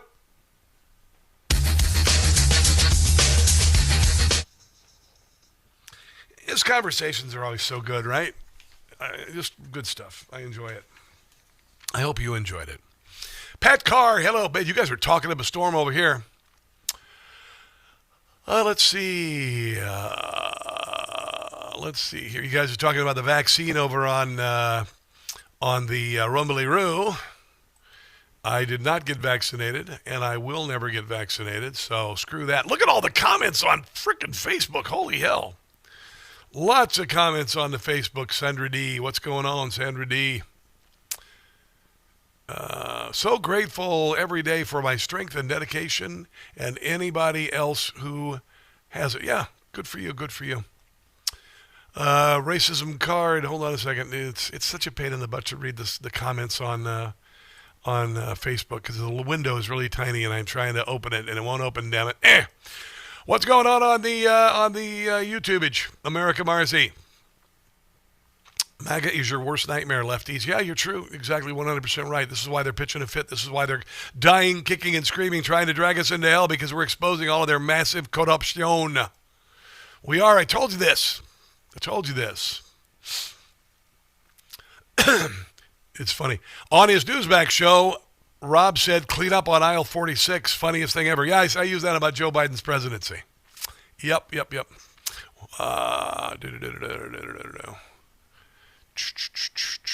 Let's see. Truth is coming out. You guys are talking about ivermectin and whatnot. I've got a medical kit, emergency medical kit with ivermectin and hydroxychloroquine in it, and I've used it. And I got COVID when I went to New York, the most vaccinated place in America, around 2020, 2021. So it's kind of a joke. Okay, what we got next? I got to talk here in a second.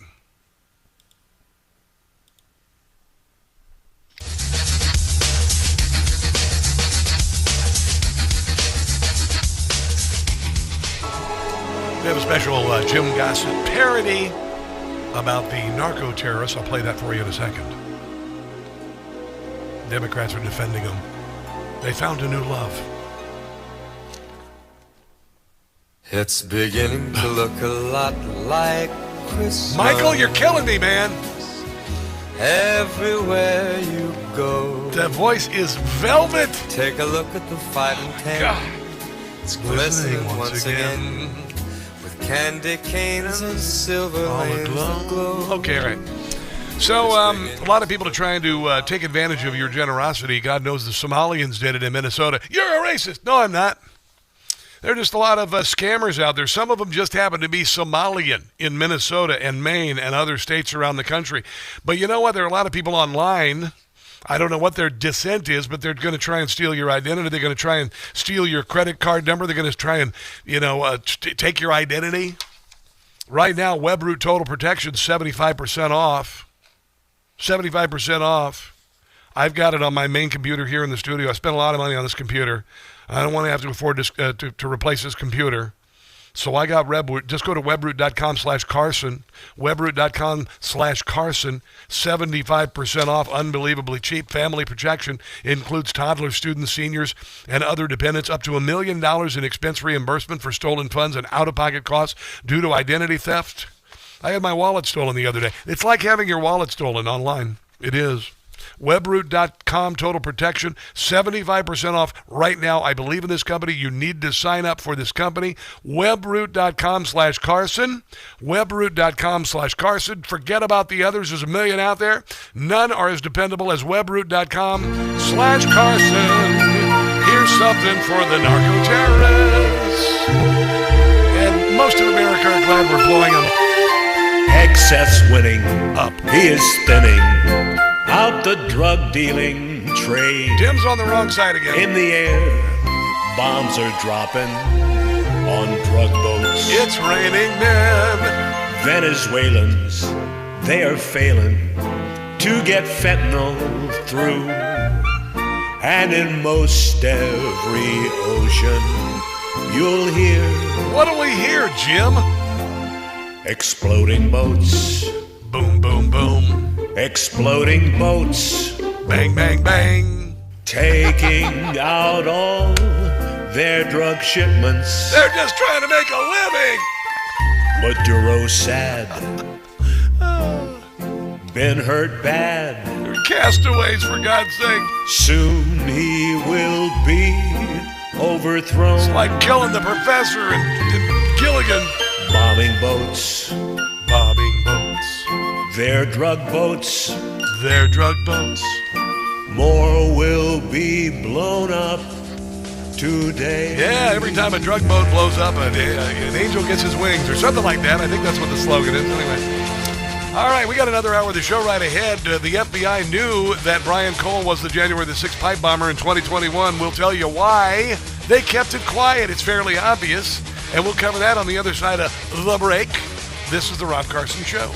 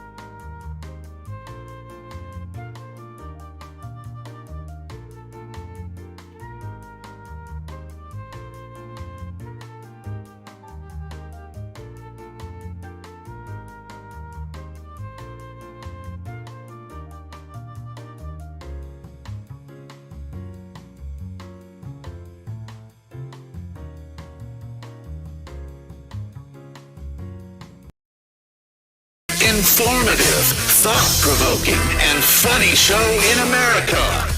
On air and on the World Wide Web. This is the Rob Carson Show. This is the Rob Carson Show, hour number 3 of the show today. It's already the 9th of December. It's already the 9th of December. My goodness. The 12 days of Christmas are right ahead. Thank you very much. I've already done a little shopping. I went to TJ Maxx the other day. Boy, you don't want to go to TJ Maxx. You want to talk about a store that is built on impulse purchases. Normally, they just reserve them to where the cash register is. The entire store is an impulse purchase. That's just the way it is. You know what I mean? You don't really wait. You go to Target.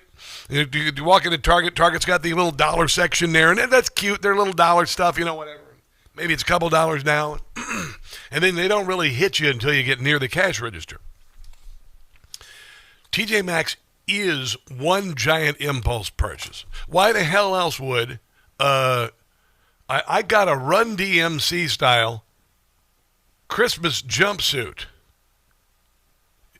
and it was near the Wallets, which was also near this stupid gift. It's the indoor snowball fight, and it's just big balls of cotton or something. You can throw snowballs in that. What the hell did I buy that for? It was right there by the Wallets. I was there to buy a wallet. I was just there to buy a wallet. I spent $140 on crap, including a Run DMC style Christmas sweatsuit. What? Ugh. Anyway, what was I trying to say here? I've already bought some Christmas stuff. I got to stay the hell out of TJ Maxx. I'm going to come home with some weirds. I got a little astronaut light that projects images of the universe on the ceiling. What? It was near the Wallets. Merry Christmas, everybody. Then there's Sam's Club and Costco. You go in there, and they got the sample ladies. And, and the pizza's always good at Costco when it's served by somebody else, and it's not as good when you get home. And what do you end up doing? You end up buying a bunch of pizza, and then you need a trampoline. What the hell? Yeah, I'm gonna get some pants while I'm here, and then a gallon of tomato sauce. Oh yeah, and then I'm gonna get whatever. Oh man, I tell you. But TJ Maxx is one giant impulse shop. Be careful. Just be careful out there. All right. So I got to meet, I had spoken to before Rick Grinnell, and Rick Grinnell is now the head of the Kennedy Center here in D.C. And Kennedy Center had the big FIFA big announcement on Friday, and Donald Trump was there. Then had the Kennedy Center honors there yesterday, and the media hates to say it, but he did a great job hosting the honors. President Trump became the first sitting president to ever host the Kennedy Center honors. And the Washington Post said that he was a Politico Playbook said that he was not that bad. The Washington Post said that the president seemed loose and funny, with his delivery more focused and scripted than his usual remarks. His hosting duties include multiple stage appearances, recorded video introductions, red carpet remarks that lasted nearly an hour, among other things. He was honoring Sylvester Stallone, Michael Crawford, George Strait, Gloria Gaynor. I listened to a little bit of her gospel music last night because Laura Ingraham suggested it. I was like, I'll listen to it. It's pretty good. Kiss, the rock band Kiss. Woo, yeah. I mean, can you believe it? Kiss was there. Kelsey Grammer was there. Kurt Russell was there, all of that. And apparently it was a lot of fun. I am not on the list yet. I will be eventually.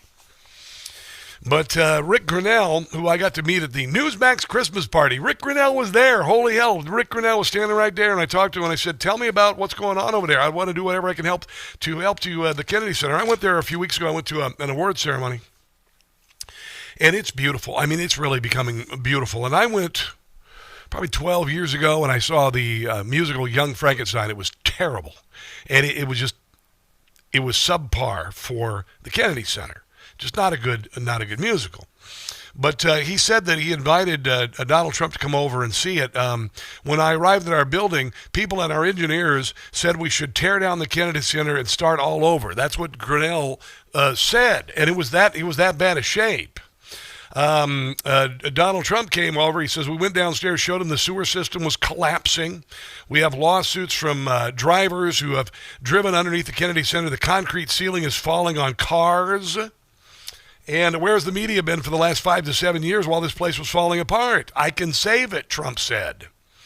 He asked Congress for $250 million for the project, which is what Ilhan Omar asked to feed starving children in Minneapolis, and all of her friends, and she embezzled it and stole it. I know. Think about that. 3 massive stages, dance theater, and the place will be... And tonight, there's nothing like it in our country. And Sunday's Kennedy Center Honors raised $23 million. Did you know that? Yeah, you didn't know that. Doubling the last year of President Biden, $12.7 million. The orchestra's annual fundraising gala raised $2.5 million, more than $1 million above the previous one. The Kennedy Center's press team also told the Daily Mail that $131 million in total has been raised under Cornell's leadership. And they did it with like 1/10 of the leadership over there. So like anything else government run by Democrats, it turned to shnikey. Okay, absolute crap. And Donald Trump saved it. There you go. And I went over there, and it was pretty cool.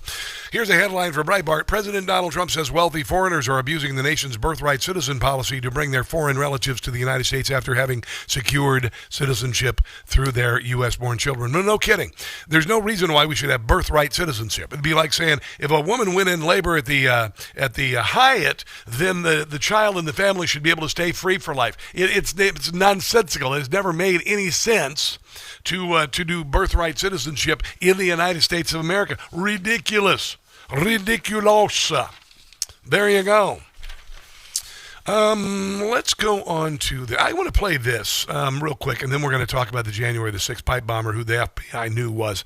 They knew who he was, because they're not stupid. Duh. And there's a guy who's like living in his mother's basement, on the spectrum, kind of a, and I'm just talking about him, a simpleton to some degree. And he was able to put pipe bombs that were not wired correctly, had kitchen timers on them, were not able to be set for more than an hour, but somehow they were laying there for 24 hours. It was like Lenny from Of Mice and Men setting up pipe bombs. That's what it was. And the FBI, we can't find him. We don't know where he is. But by God, we can find every frickin' person on the White House grounds on January the 6th and make their life a living hell. I do want to say this about Barack Obama, because, Donald Trump and Pete Hegseth are war criminals because they double-tapped a narco-drug boat, which was bringing in drugs to kill 25,000 Americans, and we didn't kill them all, so we went in and killed the last 2.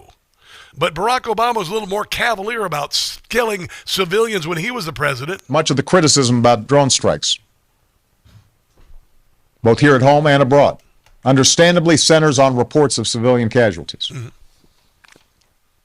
There's a wide gap between U.S. assessments of such casualties and non-governmental reports. I miss him being the president. Nevertheless, it is a hard fact that U.S. strikes have resulted in civilian casualties. What? A risk that exists in every war. Uh-huh. And for the families of those civilians, no words or legal construct can justify their loss. So he killed actual civilians. Donald Trump killed narco-terrorists, and the Democrats are calling Donald Trump and Pete Hegseth war criminals. Okay, sure. Here's Donald Trump shredding, like cheddar, an ABC reporter when she started giving him a little guff about killing the narco-terrorists. Mr. President, you said you would have no problem with releasing the full video of that strike on September 2nd off the coast of Venezuela. Secretary Hegseth... Have some popcorn, you might want it, because it's pretty good. You said that. I didn't say that. This is ABC fake news. You said that you would have no problem releasing the full bit. Okay, well, Secretary Hegseth... Whatever Hegseth wants to do is okay with me. He now says it's under review. Are you ordering the Secretary to release that full video? Whatever he decides is okay with me. So every boat we knock out of the water, every boat we save 25,000 American lives. That was a boat loaded up with drugs. I saw the video. They were trying to turn the boat back to where it could float. And we didn't want to see that because that boat was loaded up with drugs. They just, they just survive and to go on to live another day and deliver some more drugs. It's like everything else. But every boat we shoot down, and I don't know if you know, we're 92 or 94% down in drugs coming in by the sea. Wow. And we're trying to find who are the 6%. Yes, because well, it's not out of them, too. I don't know, people aren't liking to drive boats right now loaded up with drugs. Not a good idea, no. But every single, think of that.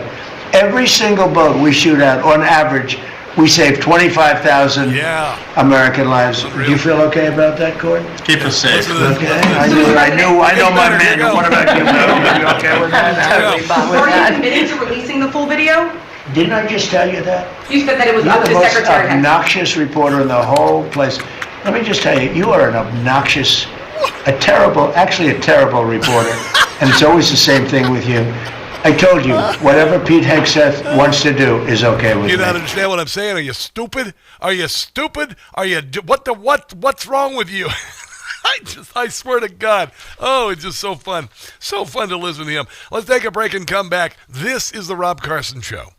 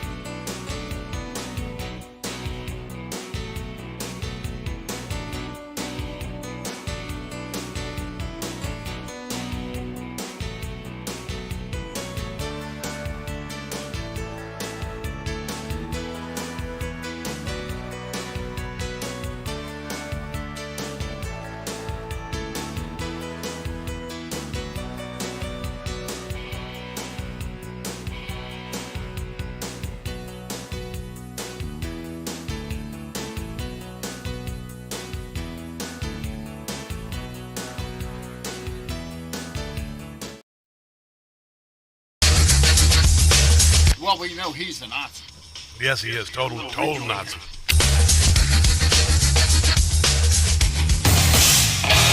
relentlessly slowing the spread of the stupid every day. It's the Rob Carson Show. So the nationwide average for a regular gas is at its lowest level in 1,671 days, trending lower, according to Gas Buddy, which is something you don't want sitting next to you in a movie theater. Average gas prices have dipped below $3 in 37 states, $2.75 in 22 and $2.50 in 5. Listen, check this out. In at least 4 states, you could find prices as low as $1.69 in Colorado. Oh, my God. Under Biden, gas prices were the highest they had ever been because he drained our strategic reserves to artificially decrease prices because he was the worst president ever. Americans saw the national median rent fall for the 4th straight month. Weekly jobless claims plummet to a 3-year low. Mortgage rates near their lowest level in a year, and consumer sentiment spiking. This is why on Twitter this morning, Trump inflation crisis was trending. You people just suck. Twitter is still run by a bunch of lefties, by the way. You can tell. I get my posts constantly hindered and not shadow banned, but the reach is limited on them and all that. I can still tell that there are still people in charge of Twitter who are doing a bunch of crap on that. Pipe bomber coming up in a second. Gold is at $4,225 today, $4,225. Would you have been able to imagine that a year ago? Probably not, because it was only like $2,500, $2,600. It's $4,225 today. My gosh. Wow. You know, you'd think that maybe a 60% increase in the value of gold over a year would be enough incentive for you to get in touch with Birch Gold. How about free silver? Wouldn't that be nice? Because silver's gone up 60% this year too. And so when you get free silver, when you invest in gold, you're basically investing in silver too, but it's free. So for every $5,000 you invest in Birch Gold, they're going to throw in a free ounce of silver in the form of this beautiful coin, which I carry with me in a velvet pouch everywhere I go. It's my good luck coin now. It is. And so all you got to do is just get the ball rolling by texting my name, Rob, to 989898 for Birch Gold, and they're going to send you some information. And then they're going to get you rolling on the conversion of your IRA or 401k into gold, a tax-free, tax-sheltered IRA in gold. In gold, and you know, you're going to get free silver too. Yeah, silver and gold, baby. It's Christmas, right? This purchase promotion ends the 22nd, which is only, 13 days away. So you might want to get going with Birch Gold. Will you do that today? Do it today, right now. Stop what you're doing. Text my name, Rob, to 989898. Birch Gold is a company I trust because they have my money. It doesn't get any more trusty than that. You know, I gave a woman a ring. Not so much. But you give me your money, woo!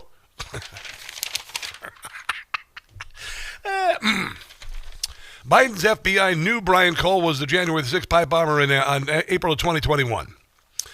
Joe Biden's FBI Under Director Chris Wray knew Brian Cole was a pipe bomber in 2021, but for some reason chose not to make him take him into custody. You know why? He's a simpleton who's 30 years old, lives in his mother's basement. You can't say that. Yeah, I can. He's not a smart man. He's got a low IQ, lives at home with his mom and dad, and didn't know how to put bombs together, but he was allowed to do so. I'm just going to say that, allowed to do so, like Thomas Crooks was allowed to get on a roof in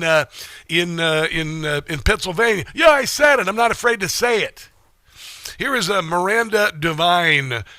She's pulled her head out of her rear end after believing FBI agents, said that, we got to kind of wonder why that poll of FBI workers that said that Kash Patel and Dan Bongino were doing a crappy job came out last week.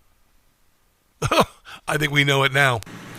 Well, considering that the evidence that's on the arraignment documents from the FBI on Friday shows that the 7 cell phone pings that identified this alleged suspect, Brian Cole Jr., were available to the FBI back in April of 2021. And that they just sat mouldering in the FBI files for almost 5 years is just beggars belief.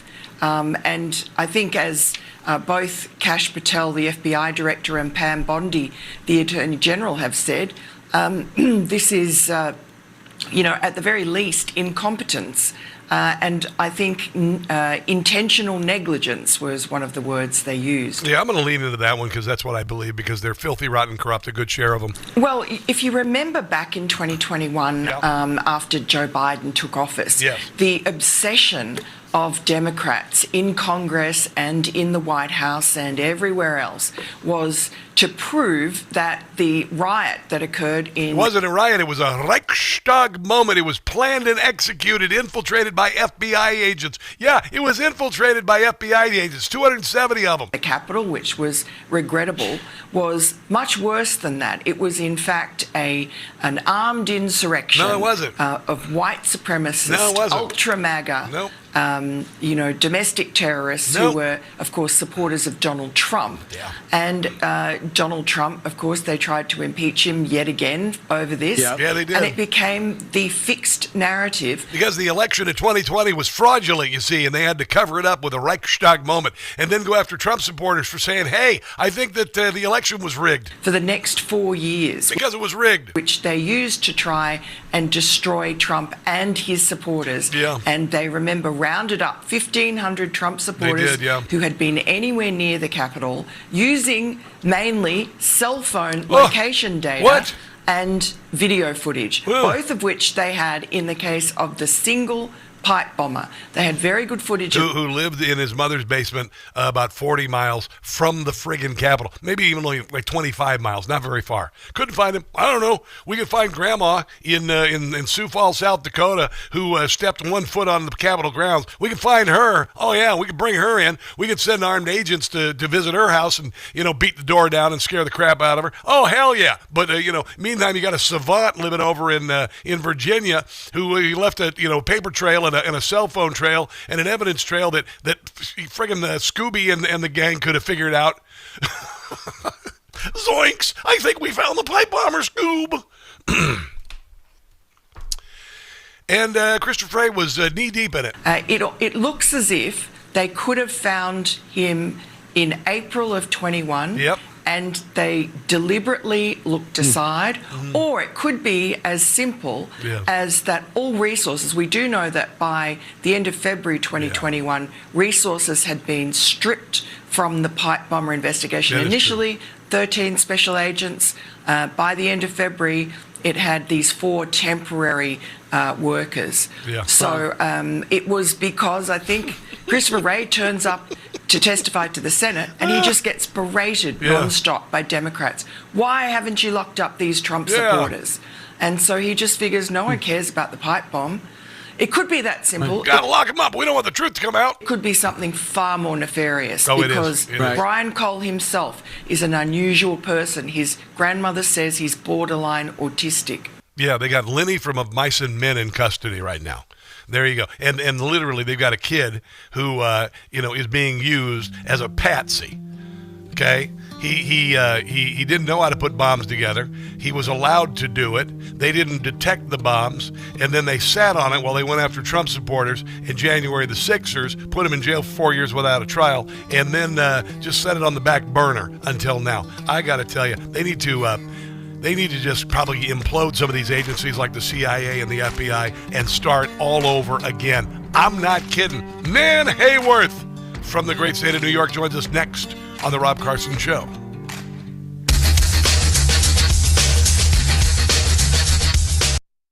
Hey guys, it's Carson. Normally I wake up at 2:30, 3:30, 4:30 in the morning. A couple of months ago, I was awakened by something unusual for a change. The sunrise. I discovered Beam's Dream Powder. I'm telling you guys, it's miraculous. At night, I have a little shake. I use a banana, some ice, some vanilla yogurt, a little bit of milk, and my Beam's Dream Powder. Chocolate brownie flavor. It's really good, by the way. And it makes you sleep beautifully. Beam is a company founded in America, run by people who share our values, hard work, integrity, and they deliver results. Beam's Dream Powder is a healthy nighttime blend packed with science-backed ingredients shown to improve sleep. It's made with a powerful blend of all natural ingredients, reishi, magnesium, L-theanine, apigenin, and melatonin. So if you've been waiting for the right time to try Dream, this is it. Go to shopbeam.com/Newsmax. That's shopbeam.com/Newsmax. Take advantage of my exclusive offer for up to 40% off. So with my discount code NEWSMAX, you can get their best-selling dream powder for just $39. That's $1.25 per night. So go to shopbeam.com/Newsmax today. That's shopbeam.com/Newsmax today.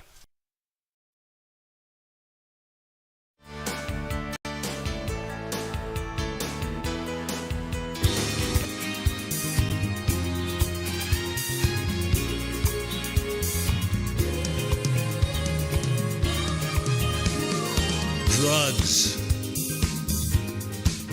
transported by boat, Venezuela. You best take note. Cartels, they're having fits 'cause they're men. They were blown to bits. The drug boat, it now resides on the ocean floor. The drug boat, Marco says we're gonna take out more. Yes, their lives are in danger if they take another chance. 'Cause drugs, we won't tolerate. Shut it down before it's too late. No drugs. A boat that was filled with drugs.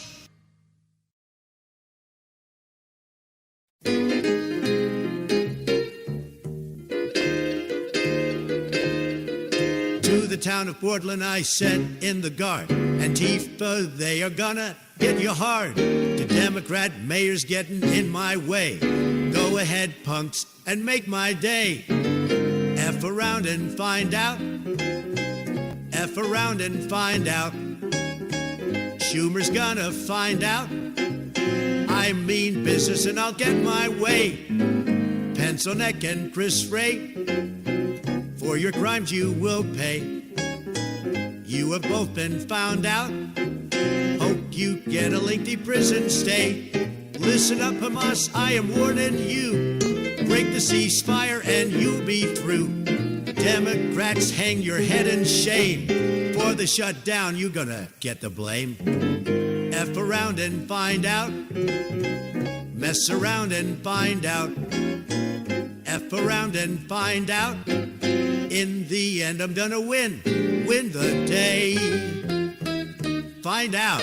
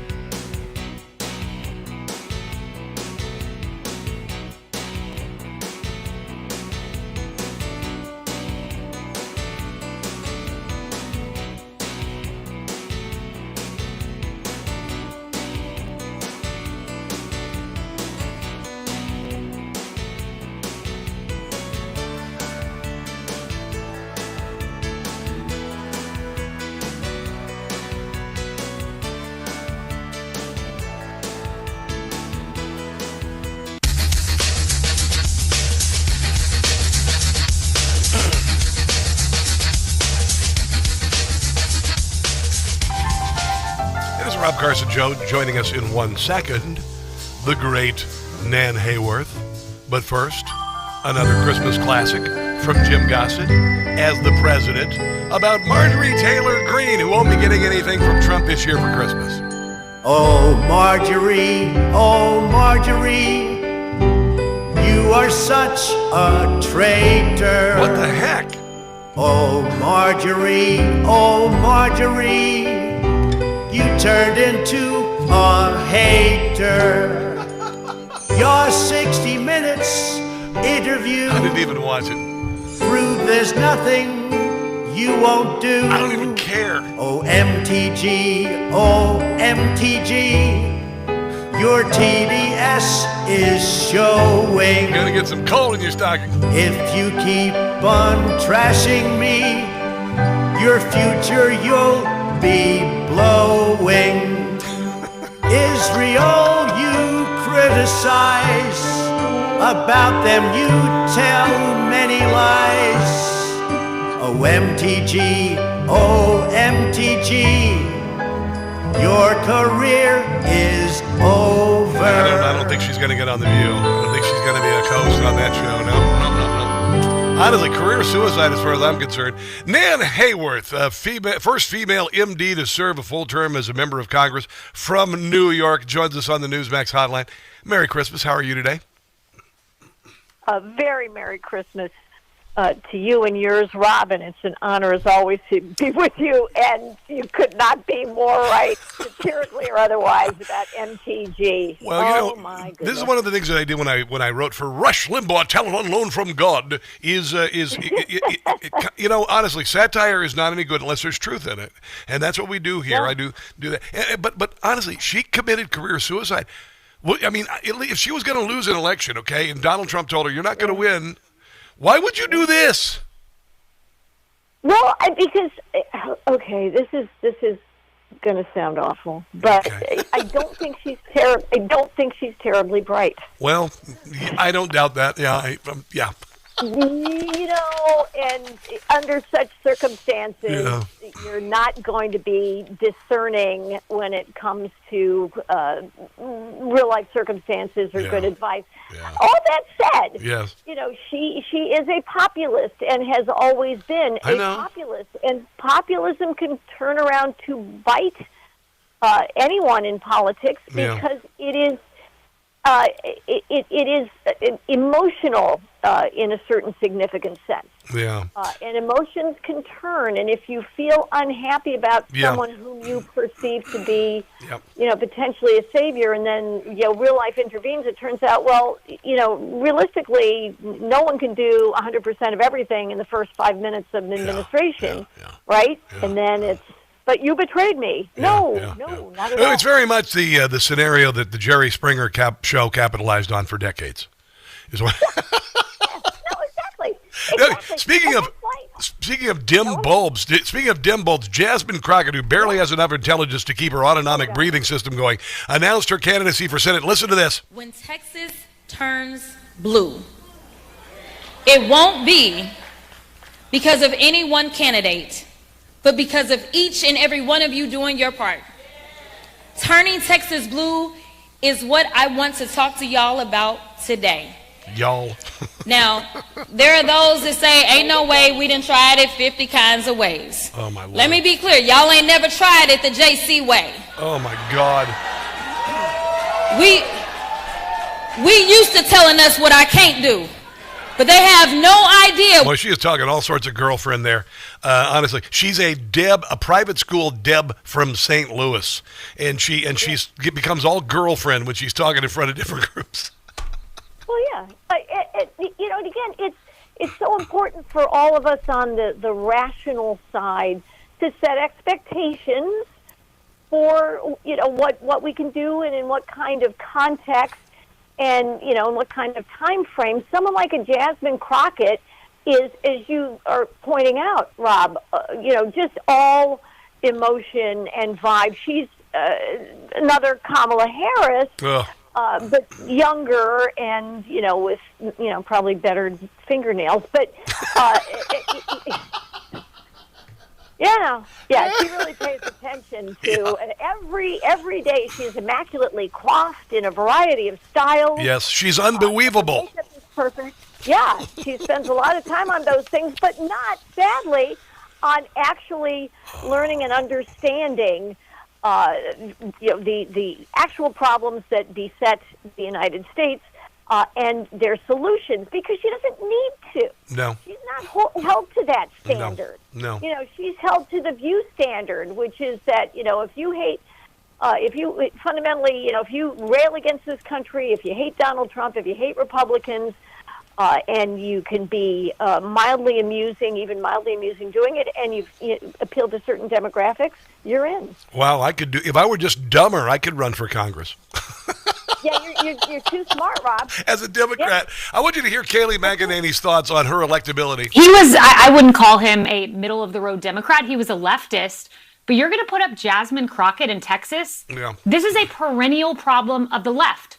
Look who sneaks through primaries. It's a Democratic Socialist in New York. Yep. He can win in New York. Yep. But then you get Afton Bain through in Tennessee. She's supposed to have a 1 or 2 point race. She loses by 9 points. Jasmine Crockett is the only type of Democrat that can win a primary. But it doesn't play in Texas. That brand of leftism will not work in Texas. And I know everyone says, Republicans are going to get crushed in the midterms. I'm not so sure of that, Jesse. I don't believe that at all, by the way, Nan Hayworth. I think that it's bullcrap. The Democrat Party has done nothing to earn the votes in the midterms. It's a joke. I mean, affordability. All they are is counter-Trump. They've offered nothing. They have not changed at all. They've gone far left. There's no freaking way they're going to take back both houses of Congress in the midterms. I pray that you're right, Rob. You are obviously someone who is well studied and very sage. I do worry about these things, but that is my nature to worry about these things. I understand. Yes. And the problem for me and I think for a lot of us is that we just worry about how much pain people will have to inflict upon themselves with these very toxic policies that these Dems represent before they recognize. Like in the city of New York, Warren Mamdani, and he's absolutely charming in his presentation. I know we've talked about him. He's articulate. He's got his finger on the pulse. He's right about affordability being a problem, wrong about all the solutions. He's the arsonist. Well, Che Guevara was also adorable with a cute smile, too. Exactly. No, but it does worry me because we've seen this happen over and over again. Venezuela was the most prosperous country in South America. They elected Hugo Chavez, who was a populist socialist. And in one generation, basically, they completely collapsed. And then the folks who try to remedy it are crushed by the waves upon waves of emotion that are that. I know. This sort of fervor has compelled,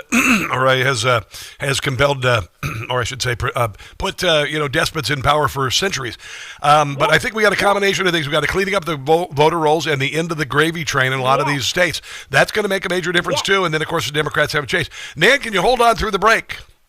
Yes, sir. I'd be honored. I want some more thoughts on your Zoban Mandami. He made an appointment that is just mind-boggling. Not a surprise, but that's on the other side of the break. Let's take that break. This is the Rob Carson Show.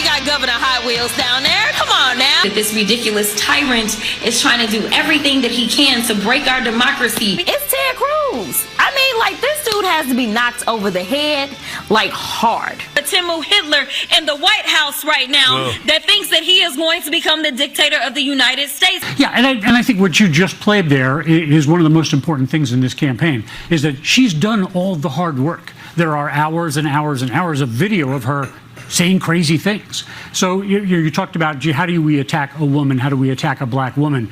You don't. You let her do it in her own words. And she's really done all the hard work. That is Vinny Mancello. He is a GOP strategist in Texas, talking about Jasmine Crockett, the possibility she could become a senator and all that. This is what happens when Jerry Springer died. You got all these people that have nothing to do, so they run for Congress. All the panelists, Nan Hayworth. Well, it's true. And this is people's entertainment now, but we are seeing, Rob, the fruition of decades now of indoctrination instead of education. Yes. Right? We have citizens who are empowered with the vote, but sadly, they're doing remedial math in colleges, right? And we're not talking about remedial math. Well, you need to brush up on your trigonometry or your calculus. No, we're talking about second grade math. I know.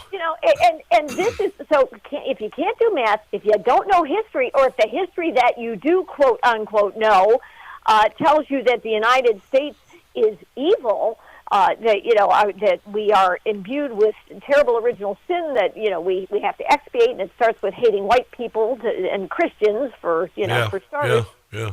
And if you don't know civics and you don't understand the Constitution, Sonia Sotomayor, run for office. And Ketanji Brown Jackson could use a refresher course on the Constitution, or maybe hear it for the first time.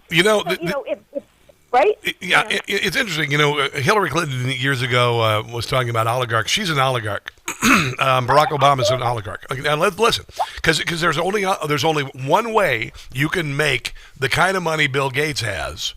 Or Elon Musk, maybe not that much, but certainly very wealthy individual. If you do not know how to build stuff, if you don't know how to make stuff, if you don't create stuff, you get into government and you channel the money in your direction. That's what they're doing in Minnesota. That's what they're doing in every Democrat state. Absolutely, and we need to talk about it. And I know the president is going to be doing rallies, which is wonderful. Oh, yes. Using his element with those. Yes. And one of the things that he really, I would respectfully and lovingly submit to him and admiringly needs to hammer home is that, and we're seeing public polling, right? The same people are worried, and understandably, that, again, we dug a deep hole in Biden administration. Oh, yes. Now we got to dig out of it. But another thing is that, we're polling people in blue states. I live in a blue state, and blue state life is very different from red state life. Mm-hmm. Why? Because we have Democrats at the top of our state who are still doing awful things to us in terms of taxes and regulations. Exactly what the Democrats and what the Republicans and President Trump are working their hardest to reverse. But the amount of help that we can give to people in blue states is limited by the fact that they've got Democrats running the places. I know. We need to talk about that. But it's kind of interesting. If socialism were great and everything, why are 1 million people moving out of New York? Why are they not moving? Why are they not moving into New York? Come on, man. What the hell? He's gonna he's gonna change the world. Why? Why are they moving out of California? Why are they moving out of New Jersey? Why are trillions of dollars moving out of those states? Nobody wants that crap. Except for the people who live there. Zoran Mandami has appointed a convicted armed robber to lead his criminal justice team in New York City. Yes. Oh, my God. I know. And Rob, you probably know this, but I just learned today that they're deliberately, the Mamdani team is deliberately misspelling the names of his appointees so that they don't readily appear in searches. Oh, my God. Yeah. Oh, yeah. Do they? I guess the voters are so stupid. Mandami voters are so stupid that they wouldn't bother to spell check it. Well, right. I mean, it is. You have to be a distinctive variety of dumb to have voted for him. Dumb, ignorant, bold. I know, yes, but this is what they're doing. And listen, this is an age-old tactic. James Comey used it in his emails in the FBI. That's so that, true. I'm pretty sure it was Comey who did it, right? So that Clinton wouldn't be searchable within the when you did a FOIA on was he working with the Clintons in some way? Wow. Yeah, I mean this is as old as the hills. But again, if you have a populace, if you have an electorate, the people who vote, who don't understand the bad things that will ensue, that don't exist now because they're still living with the remnants of prosperity in New York case from the Giuliani and Bloomberg administration, and to the extent that President Trump can help all of us, like locking the borders so that we don't have hotels full of illegal migrants. That's not New York City or New York State doing that. That's Donald Trump doing that. Well, I hope that one day the useful idiot will no longer be useful, but apparently they're still using them in places like New York. It's really ridiculous. Big plans for Christmas, by the way? Well, I'm going to be with some family for Christmas, with some loved ones. Well, if you make it down to Washington, D.C., you're more than welcome to see the new studio in Alexandria, Virginia. Oh, I would love to see it. I would love to join you there, Rob. All right, good. Well, God bless you. If I don't talk to you before Christmas, God bless you. Merry Christmas. Happy Hanukkah. Happy New Year. You're the best. And to you, you are the best, and it is always my honor to be your guest. Thank All right. you. And thank you, Nan Hayworth. We'll talk soon. Let's take a break and come back. This is the Rob Carson Show. I like Nancy Coo. What are we talk about next here? Hold on a second. I got to talk. Hold on, streamers. I got you. Chris Coons. No.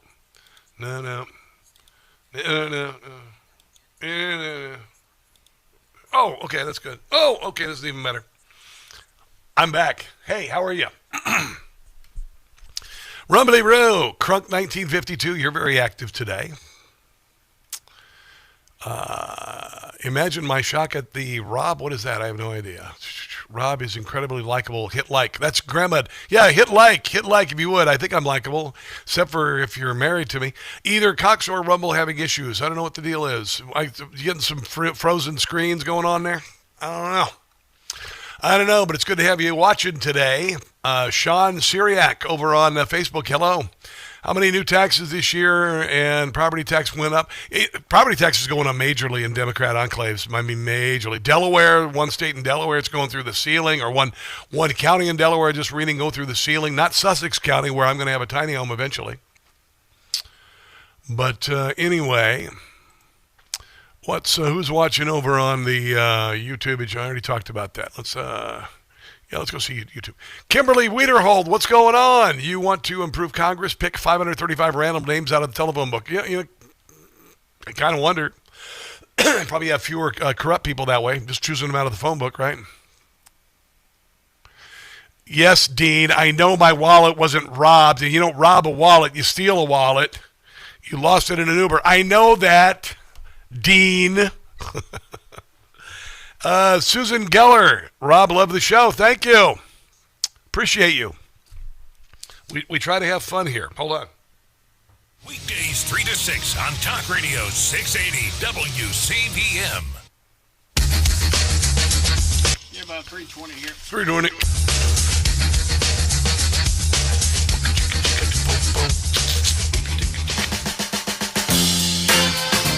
Backdoor Santa, come on now.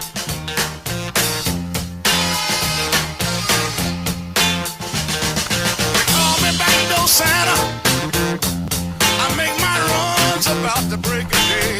I love it. Just love it. That's, of course, sampled in Christmas in Hollis by Run DMC, which is one of my favorite Christmas songs. Not because it's, inspiring or anything. It's just a dope song. It's a cool song, man. That's all. Jimmy Kimmel's got another year contract from ABC because, he threw a temper tantrum and the left, it's about free speech. So he gets to stick around another year. He gets to stick it out another year, even though he has no viewers at all. His numbers are terrible, and he's destroyed the legacy of late night. Here's Bill Maher talking about Jimmy Kimmel, who is destroying their friendship, by the way, because of politics. One relationship that's in the balance. I mean, it was... and that's not a real friend. Well, I mean, we weren't close. I mean, I'm talking like it was Jimmy Kimmel. I mean, I said it publicly, and I like Jimmy a lot. Mm-hmm. And his wife wrote that thing that said, she did lose family members. She wrote them before the election and said, here's 10 reasons why you just can't vote for Trump. And then some of them, just didn't follow that. And I was as kid-gloved as I could. Wow. And I see they're mad at me. And I'm sorry. I mean, I was being, again, as respectful as I could. Not worth it, not worth your friendship. I'm going to tell you, if you can't be my friend because of politics, bleep you. Bleep you. Don't even care. I never thought I would find myself in this predicament where I'd lost so many friends and family members because and it's not because I support Donald Trump, it's what I support what he does. I love the man. I love him as president. I love what he's doing for America. What he's doing for America had to be done to save America. And if you can't be on the side of that and you can't be my friend because I support that, screw you. Screw you to hell. You're not going to get a Christmas card from me. I don't even give a crap about you. And listen, I've got a body count behind me of people who don't want anything. It's been soul-crushing for the last few years to lose so many friends and family members and have my marriage destroyed. Oh, did I say that out loud? Yeah, I did. But we're here together, and I got you and you got me. That's it, right? I got you and you got me, and we got a great country, and we're saving that country. We're doing it together. And you know what? For losing all those friends and everything, like I said, it's worth it. It's worth it. Because I would rather live in freedom and have fewer friends than live in tyranny and have a bunch of people who hate me who are pretending to be my friend. There you go. All right. That's going to do it for the show today. What I would do is encourage you to download the podcast. Go to all your usual podcast platforms, including Spotify. Just ding on the little bell and subscribe and share it with others. Let's blow this thing up. I'm looking forward to a new year for show. In the meantime, have a glorious day. God bless you, America's founder, Donald Trump, as he attempts to save this country and will succeed. And until tomorrow, which is Wednesday, slow down. Don't catch us stupid. I'll see you then. Information. Truth is freedom. Is Newsmax. It's real news for real people.